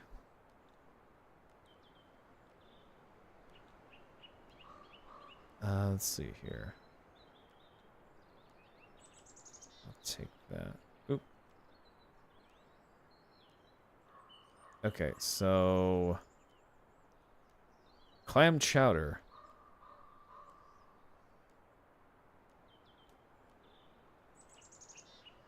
You got a pop filter? No. No, I do not. Although I think... No. No, that was my old mic. My old mic had a pop filter. This one does not. Pay.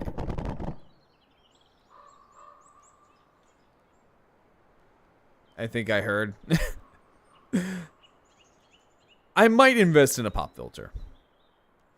I never really thought about it. I'm not a storekeeper. For all that stuff you got, you go to the old man. I only got fish, Wiki. All right then, Wiki. Take care now. It's a must. Well, yeah. I just never really thought about it, if I'm gonna be honest with you. Check.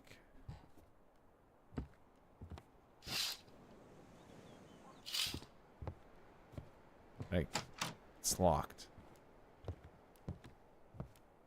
Let me call family.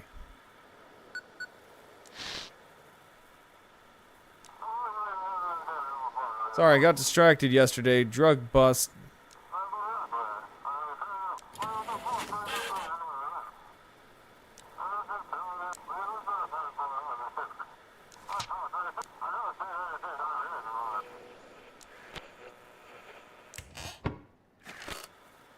Search for frequency.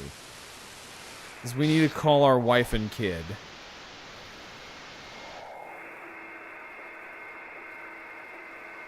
Oh yeah, I don't know if you saw the wall text about the lighthouse keepers. No, I didn't. Hang on, let me check here real quick.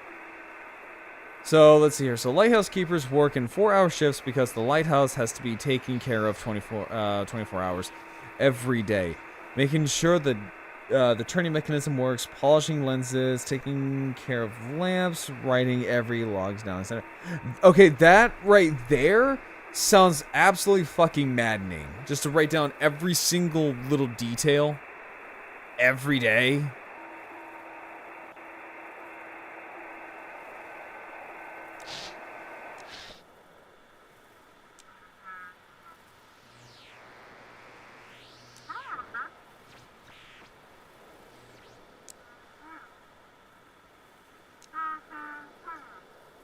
her, but they declared a curfew.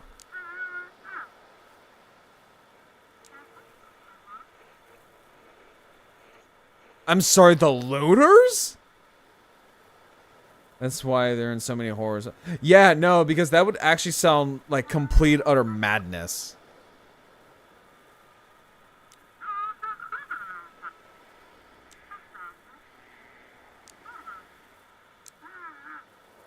Aw, love you too. Love you too, bye. Okay, so that is actually where I'm going to call it a night here, guys. We will continue this.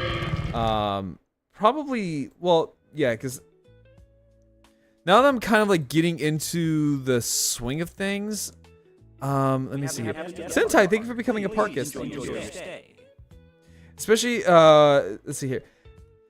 Especially if one got sick, it took ages for a new keeper to come in by the most. Let me see here.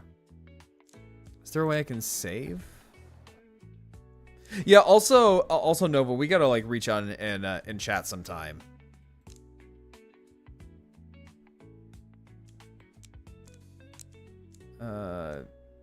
Sure.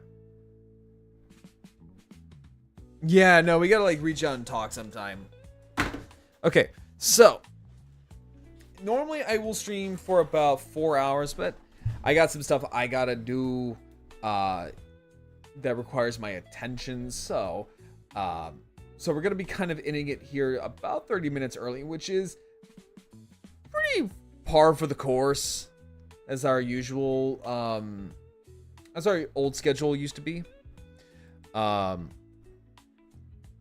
yeah, so what I'm thinking about doing is that for our community night, and also I think Nova, you might get a kick out of this. So on my Discord server, I'm thinking about doing a community night for watching Godzilla 98. And then I remember this old, not old, but like I guess this horror movie called The Lighthouse. Also, Nova, thank you for subscribing. Thank you for becoming a part guest. Thank you.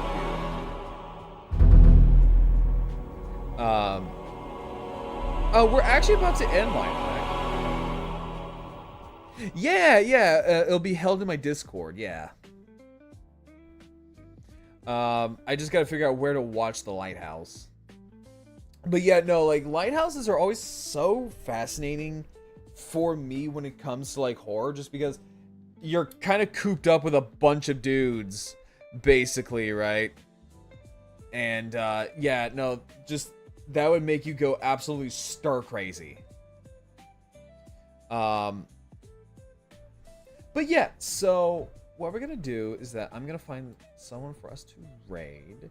And also, like I said, thank you again for subscribing, Nova. You're amazing. Let me see here real quick. Nope, that is not what I wanted. Tis not what I wanted. So what we're going to do. Let me see here. So we're gonna find a person for us to raid tonight. Let me see if any of our lovely guests are on tonight, or I should say, any of our lovely friends are on tonight for us to raid. I don't know why I'm using this voice. I do not know why. But yes, so tomorrow we will be. Let me see what we're doing tomorrow, because this week has been a little bit of an off day because of, well, Labor Day.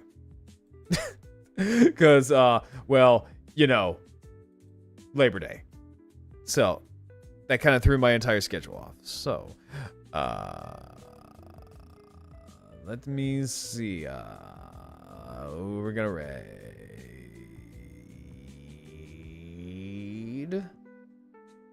Yes, hi. For those who don't know, hi, I'm a goober. Alright, so what we're gonna do is that I'm gonna try to find. Let me see. Well, I don't see any of our usuals are on tonight. So usually I like to raid any of my friends, but it looks like none of my friends are on tonight.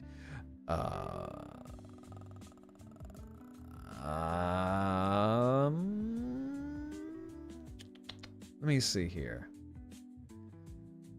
I am going to raid. You know what? Let's raid Dandy Demon. We've never raided Dandy before. Ooh, okay. Yeah, let's read Dandy Demon. Why not? We've never raided Dandy before, which is my friend Momo's favorite little Discord kitten.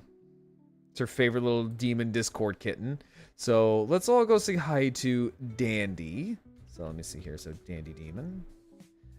Let me see here. So tomorrow, I gotta look at my schedule because I'm a fucking idiot and I don't know what my own damn schedule is. So so tomorrow, we're gonna be playing Monster Hunter. So I want to start getting back into the swing of playing Monster Hunter again. Because I love Monster Hunter. So Monster Hunter was like my all-time, actually no, was like my second favorite gaming franchise. And it actually now has become my favorite. It has successfully dethroned Halo as like my favorite. Because Halo has disappointed me so much over the years. But yeah, so we're going to play Monster Hunter tonight. And maybe friends can join. Who knows? Maybe friends can join tonight or tomorrow night. Who knows? But yeah, we're all gonna go say hi to Dandy because, like I said, we've never raided Dandy before. But yes, so tomorrow I'll be back for Monster Hunter. But until then, all of you wonderful people, I'll catch you all later, and let's go say hi to Dandy.